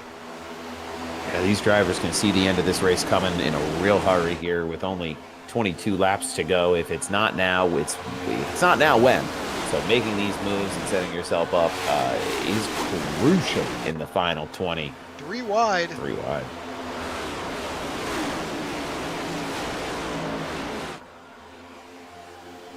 I always hold my breath a little bit when I see them go 3 wide through the exit of turn 2 here in Las Vegas. There's always, the potential for some kind of some issue to befall these drivers, but holding on to it well there.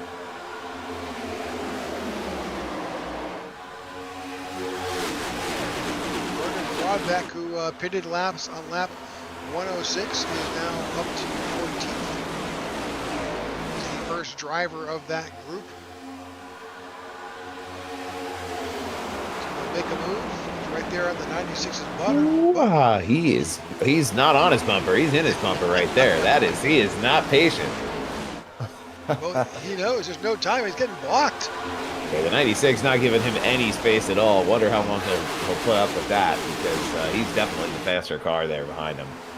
Well, in defense of the 96, he's got no place to go. Surely, yeah.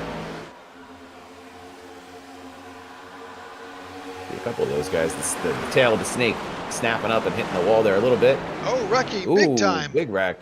Matthew Parasini in the wall.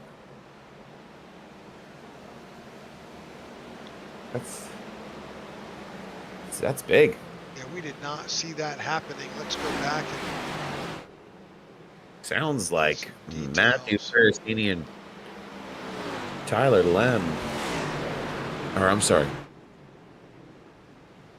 Yeah, Tyler Lem got together there. Man, there's some major damage on the front of that 24.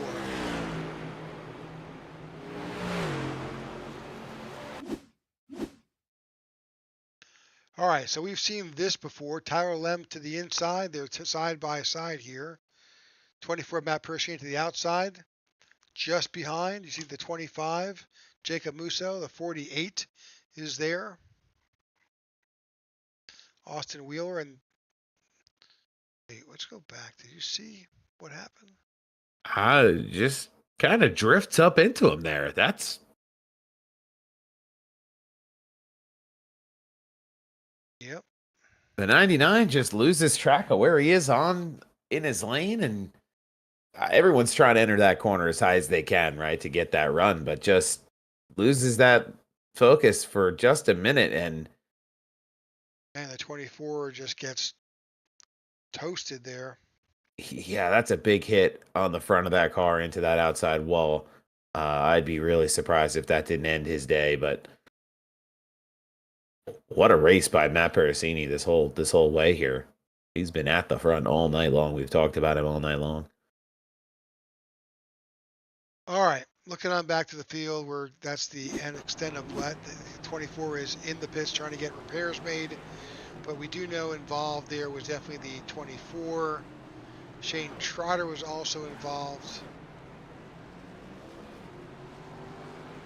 It's like Caleb Lamb as well. So a number of drivers were involved in that incident there between the 99 and the 24. There will definitely be some words at some point.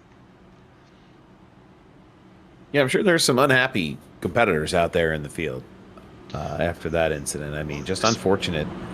Yeah, especially when you have an incident like that right up at the front, puts everybody in jeopardy for sure. Say right now, the top driver who pitted last in lap 106, Ty Bostic, now finds himself in 10th.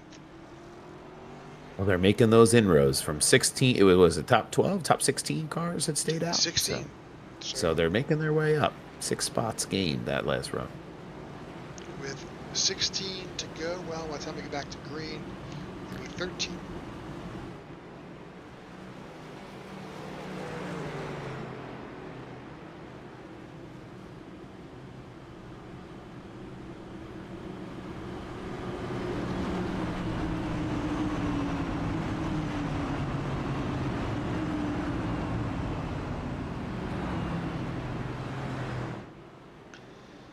All right, we thank you for tuning in to the IWM Broadcast Network here on YouTube. We certainly appreciate you following along with us. I think we are one of the very few broadcasting channels here for iRacing that broadcast these events in 4K.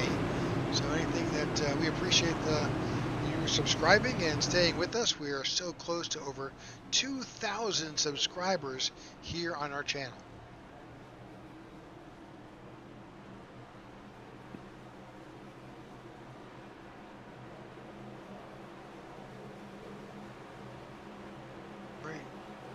About to go back to green flag racing. Corey Bunch leads this iNRS Racing Series contingent to the green. And we are back underway. And again, getting that big jump on the bottom. Being able to avoid any 2x2 racing there for the lead as he jumps out is really huge. The 48 Austin Wheeler now making a strong move to the bottom. Just 4 cars back. 94 of Michael Whitley there on the low side. He's got the 12 of the 12. The gloves are off. Yeah, that's the 72. Sorry, Jay Schultz. Got the 19 of John Letcher down below. The 27 is right there. That's Corey Ennis. Everybody wants to go. Everybody Oh, wants to make a move. Everybody wants that one extra track position here. saw a number of drivers. They followed the guy, and it's so easy to do here on iRacing. You know, you're so focused on the guy's bumper in front of you, you just follow it around. And oh wait, I think we got Rick. That's John Ledger. Yes, you do. And Vernon Broadbeck getting together there. The 19 now trapped up here in the middle of the track, came back up off the infield after being spun.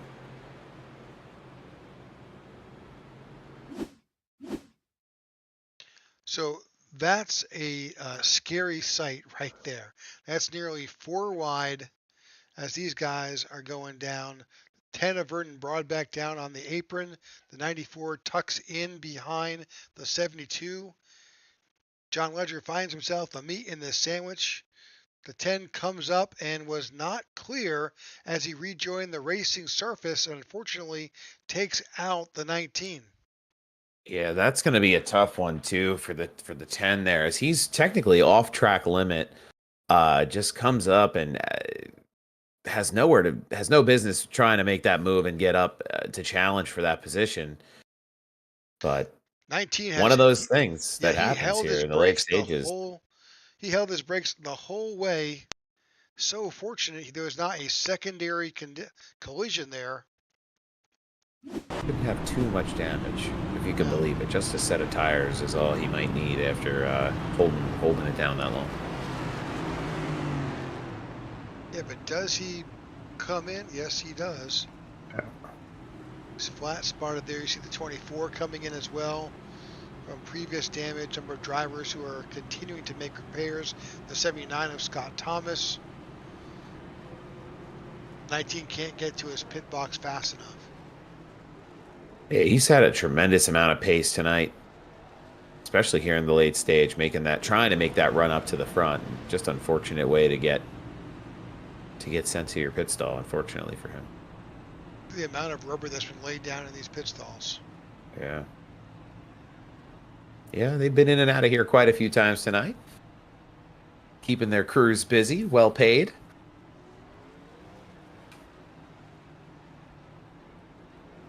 Off and underway. Fortunately, that will cycle him back to the tail end of the lead lap. So looking back, we're kind of keeping track of those drivers that pitted last on 106. That is still Ty Bostic, who finds himself in 10th.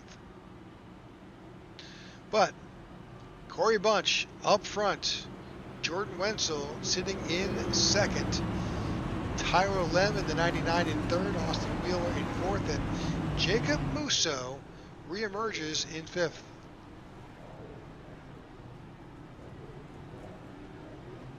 This is going to be a fun group to watch as we get around here the last 10 laps by the time we go back green. Yep. Lights are off on the pace car, so just 9 laps to go under green flag conditions. Getting fun to listen to these guys on their radios here talking about what kind of moves they want to make and who they think is going to win this one. I keep hearing them over my ear here as we're chatting and watching this unfold. Yeah, it's probably for good reason that we cannot listen to that in the broadcast. Probably good that folks at home cannot hear it, for sure. Yes, it is still a PG channel. We try to keep it within the guidelines of the wonderful folks at YouTube. Absolutely. These guys just get real passionate about making sure their points are getting across and guys are hearing what they have to say. So.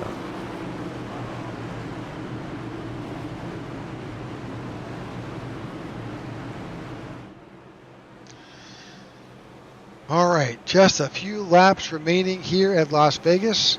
Our 5th race of the season here in the iNRS Racing Series, as we stated before. After this, we head down to Florida, but we ain't done yet here. Oh, yeah, get through this here at Las Vegas before we start thinking about the next one, because I bet Corey Bunch might already be thinking about next week as he gets out to another big jump. they're 2x2 behind him, trying to chase him down. He has got such competitors behind him, but to his advantage, the longer they stay side by side behind him, the better chance he has to take this one away.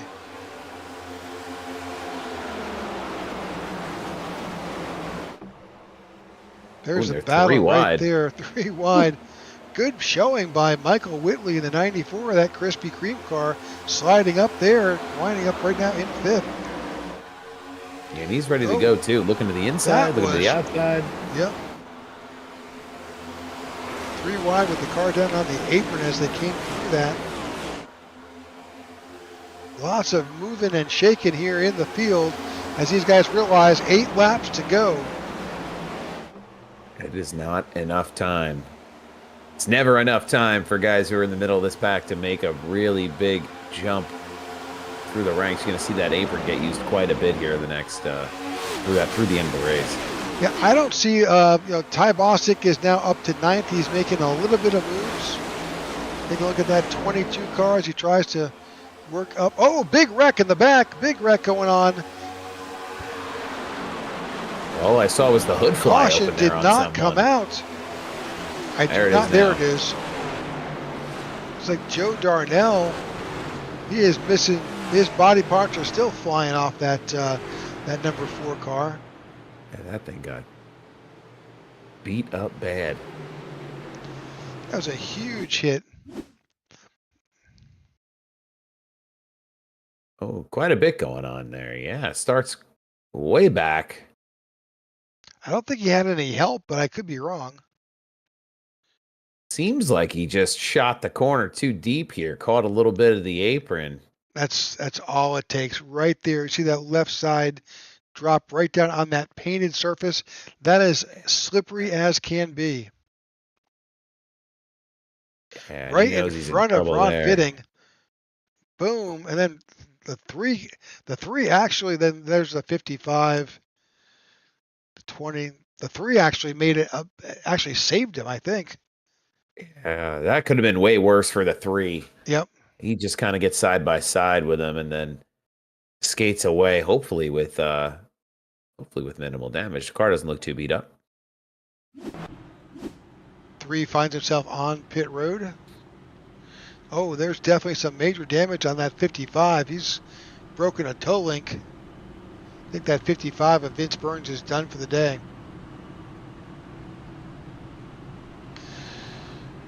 Well, here we go. We're currently going to caution with 5 laps to go, which means we may get this underway with just a handful of laps left. We go back to green. It's officially our 10th caution of the day. What was the over/under tonight, Rick? Did you think we were going to get to this point at 10?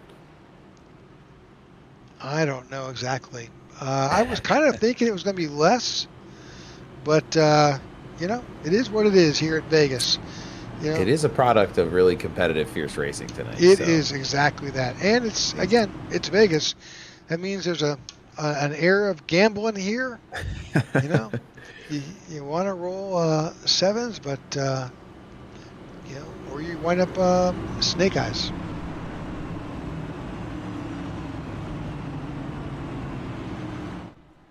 I'm a terrible gambler. Oh, so am I. I am the luck of a dead Irishman, unfortunately. I love to gamble on things that I know very well, and games of chance, just not my thing. Yeah, I agree. I'm right there with you. Well, it's like you said, that these guys are going to take a gamble here on their skills and what they can do in the final. By the time we get around here, 3 laps of this one, I have a feeling we're going to see all this track get used and maybe a couple of bumpers get used here too as they try to battle for track position. It would not be surprising. We're going to go back to green flag racing with just 3 laps to go. It's just incredible, like how much of an advantage you get lining up on that bottom, on the inside lane there on the front row. I mean, it's just been time and time and time again tonight. It's so difficult to not get beat because you don't want to overextend yourself there and end up potentially jumping the restart. Looking at the pit strategy that last time of those drivers who decided to come in at lap 106, I don't think it paid off.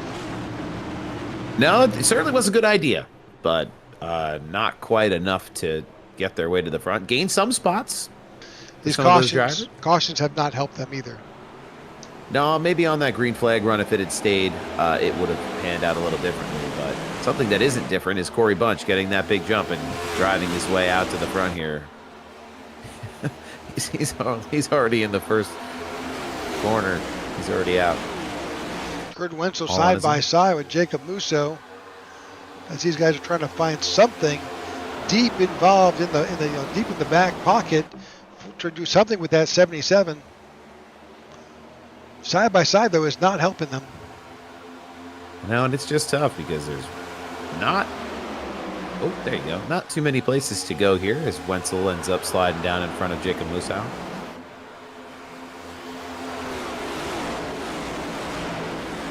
Looking back in the pack, these guys are all still fighting for their position.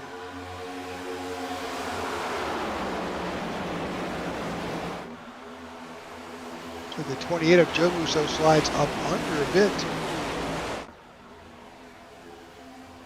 Trying to get past the 99 of Tyra Lem.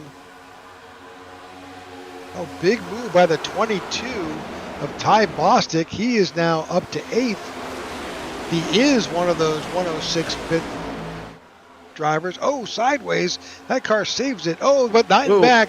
That's the 51 of Paul Irvin.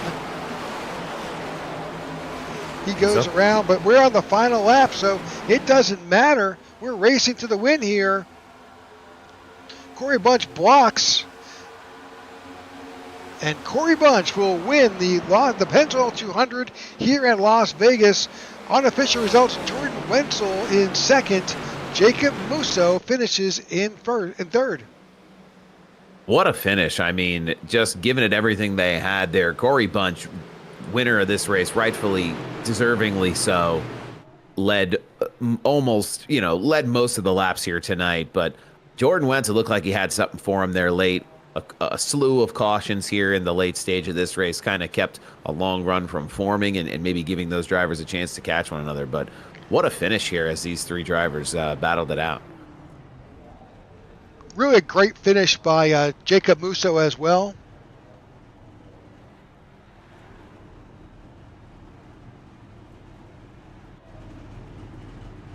Got a better shot here of our podium.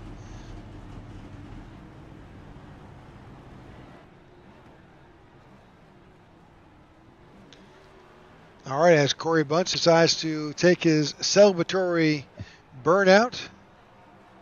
He's got a little extra for them tonight. This was a dominating win for Corey Bunch. I mean, it deserves to be celebrated. That is for sure.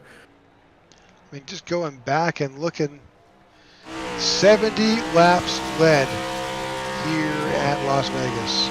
That's a long time to see the front. And he and Matt Perezzini, I mean, between the two of them, they just battled this whole race all night. Not quite working out for Matt the way he wanted to. Getting collected in the caution there, but Corey Bunch. All right, let's bring up our race results. You want to kick us off? Absolutely. So the winner of this race tonight here, the Pennzoil 200, Corey Bunch, followed by Jordan Wenzel, P2, Jacob Musso, P3, Jai Schultz in 4th place, Joe Musso in 5th, Michael Whitley Jr. in 6th, John DeRuger is in 7th, Ty Bostic in 8th, Austin Wheeler in 9th, Tyler Lemon 10th, Jonathan Veronowskis in 11th, Eric Jeffers in 12th, Alex Murphy 13th, Vernon Broadbeck finishes up 14th place, Gary Wells in 15th, Austin Walton in 16th, and Mike Wheel in 17th place. Good finish for Mike Wheel in 17th, and in 18th spot, we'll just bring in that Simon Magin. 19th, Corianis. John Ledger finishes in 20th.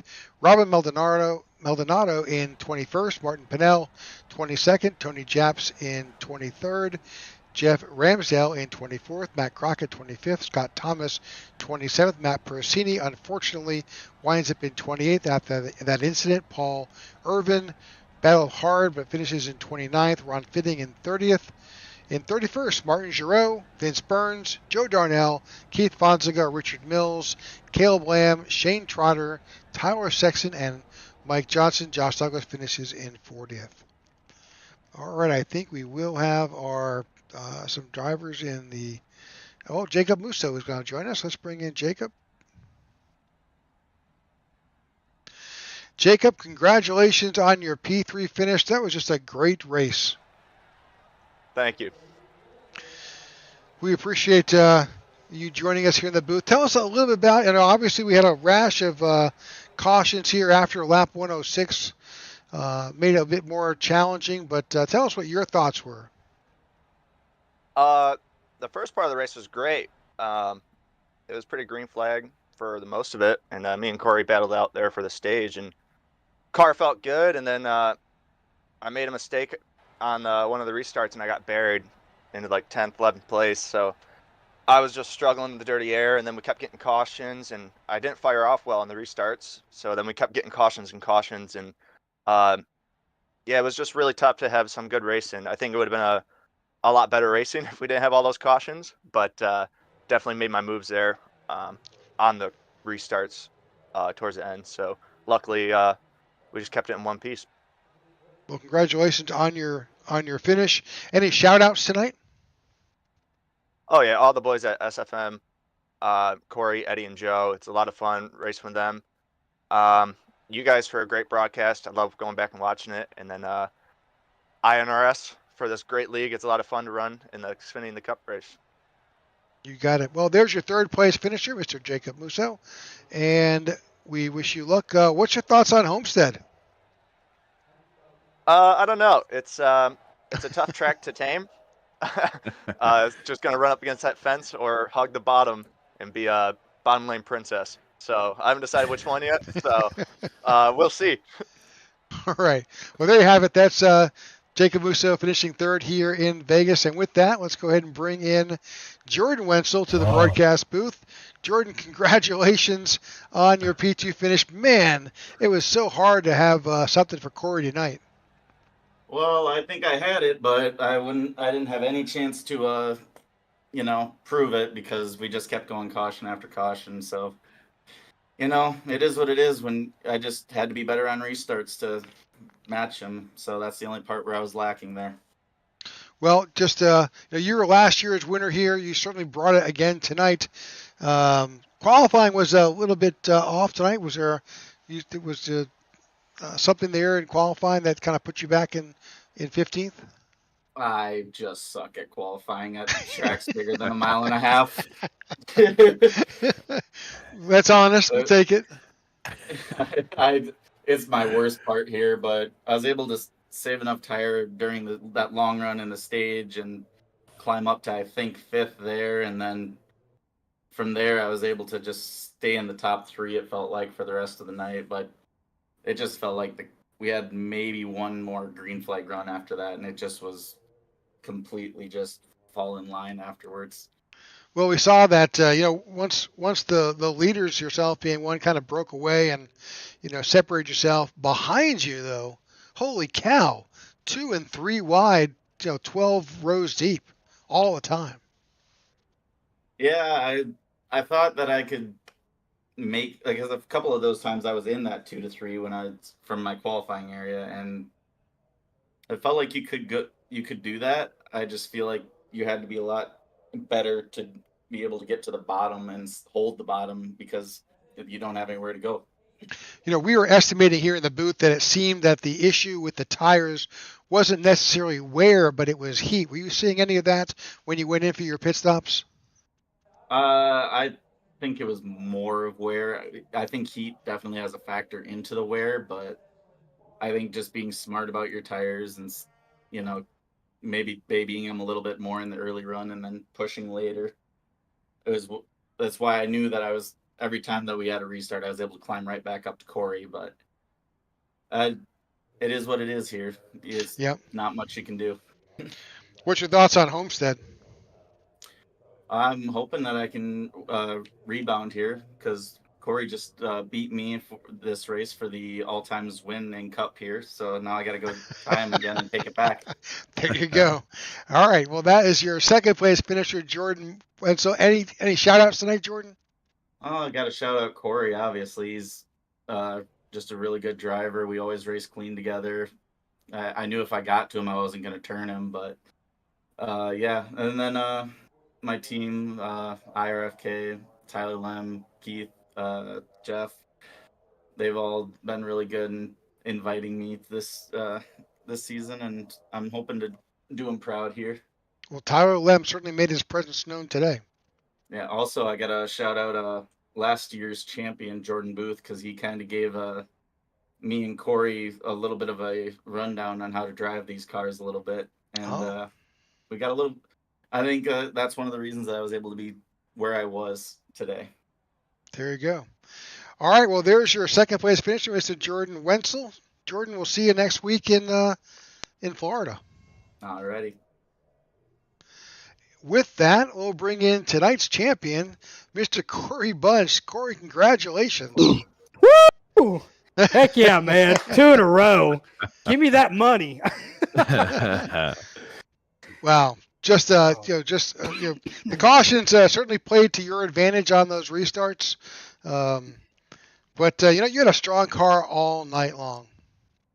Yeah, I was just really kind of hoping that went green through on out for the end of that race, but because I felt great in the long run, and which I think over time, I think Wenzel had that short run, just that fire off speed, and he was able to really try to make it a battle. And but yeah, it was pretty fitting for me and Wenzel to finish 1-2, because earlier in the day I made a what do they call it? Under the table but totally legal bet between us two. That $25 that one person finishes ahead of the other, and I'll throw in a $10 extra if that person wins. Well, he owes me $35 right now. So well, he's still here in the booth. He's listening to your conversation. He hasn't told me where to put or to give it to him from. Hey, I'll send you the deets later. But yeah, it was just no. I mean, like I said, I hate those cautions that they build up from then on. But I'm telling you that the beginning of the race was just jam packed, awesome. Like racing with Wenzel and Matt and Jacob Musso. I mean, that's been the most fun I had at Vegas in a long time. Probably more fun than when we was here last fall. Just me hunting down the 2 liters, getting the win last year. But yeah, this is. I guess now I just got a knack for Vegas, so this is just awesome to go ahead and bring us home. So Vegas is just one of those tracks where there's a recipe here. Some people say a cookie cutter, but it definitely we see a lot of tracks that have this shape that we've got coming up in the schedule. Man, if this is an indication of what we're going to see in the future, we're going to see some pretty great racing at these mile and a halves. Oh yeah, absolutely. Because I mean, it's. I think it just takes people a minute just to get used to what the car does. So once they're able to figure that out, then we know how to utilize it, and then, make the most of like our runs and side drafts and all that stuff, which, I think some people probably still need to have a little bit of work with it, just judging by the end of the race, just all those cautions that came about. But nonetheless, this has been just pretty fun to be a part of, and I'm just glad that this number 77 Benjamin Moore Ford Mustangs being competitive at these tracks here. So it's what we need to be able to start this championship run. I know it's early, but I'm calling it. Just we're already trying to make a championship run and get all these points that we can. Yep. Getting them early is I think the key to some success. What are your thoughts on Homestead? Oh, I love Homestead. Last time we was at Homestead, me and Jordan Booth, we had a heck of a battle for second, and which there was another guy who won it on fuel mileage. But I feel like that race came down between us two, and like I said, I love Homestead. So we'll I guess expect me and Wenzel to be up there in the top 2 once again, because that's kind of our knacks for tracks like this, and we always seem to be together, which that's typically how it is. So we'll try to make a show out of it come next week. But yeah, it's awesome. That sounds great. Any shout outs tonight? I just got to thank Full Throttle Motorsports for the whole team effort, the communications. I know Whitley and Eric, they was having some good runs, and I think Eric got into some trouble and could just never rebound. I think I don't even know where Tony finished at. I think he was up there in the high 20s, and then you had Whitley over there get him a 6, so that was pretty Yep. cool. Yep. Whitley So finished he, 6th. Eric finished 12th. yeah, it was because I felt at least for Whitley and Eric, they had good runs to be in the top 10, and just I think with the whole strategy and stuff, it kind of messed up Eric. But I mean, a good recovery for Whitley. You know, he's Oh yeah. he's come a long ways from how was started the leagues a couple years ago, and here he is consistently in the top 5s, top 10s, and I couldn't be more proud of that man. It's awesome to see him up there. But so I got to thank all of them. I did kind of race a little heavy heart today because I kind of found out like a dear long friend and a neighbor of mine, he passed away last Monday. So that was one of those things that I just kind of found out that the news just today about his whole funeral arrangements and all that stuff tomorrow. But just thoughts and prayers for the family. Hopefully I get that went for him as well. And before I go, I'll just leave a message here for everybody. If you've got loved ones, make sure you tell them you love them, you appreciate them, because nobody's promised tomorrow. And I'll leave it at that. Josh and Scott, them for the league, they do an awesome job. I appreciate all them. And then you guys, IWM Broadcast Network, staying with us and getting the excitement that we present out here. And it's just awesome to have you guys here with us for this whole year, and I appreciate you guys so much. Well, thank you very much. We enjoy doing it, and especially when we get to spend some time talking with you guys here in the booth. So congratulations on your win. Sal, any thoughts? Just incredible to hear these guys recap their nights. I'm excited to see what Homestead brings. These guys are gonna be duking it out. It's gonna be a ton of fun. So look forward to seeing everybody next week. All right. Well, that's it from here at the IWM broadcast booth here in Las Vegas. Great race tonight with the iNRS Racing Series here in the Pennzoil 200. Your champion, Corey Bunch, brings it home for Full Throttle Motorsports. We will see you next week on Thursday night here in Homestead in Florida. Hopefully great Florida weather, and we'll take it at that. So from our team here and to yours, good night and have a safe night. Thank you.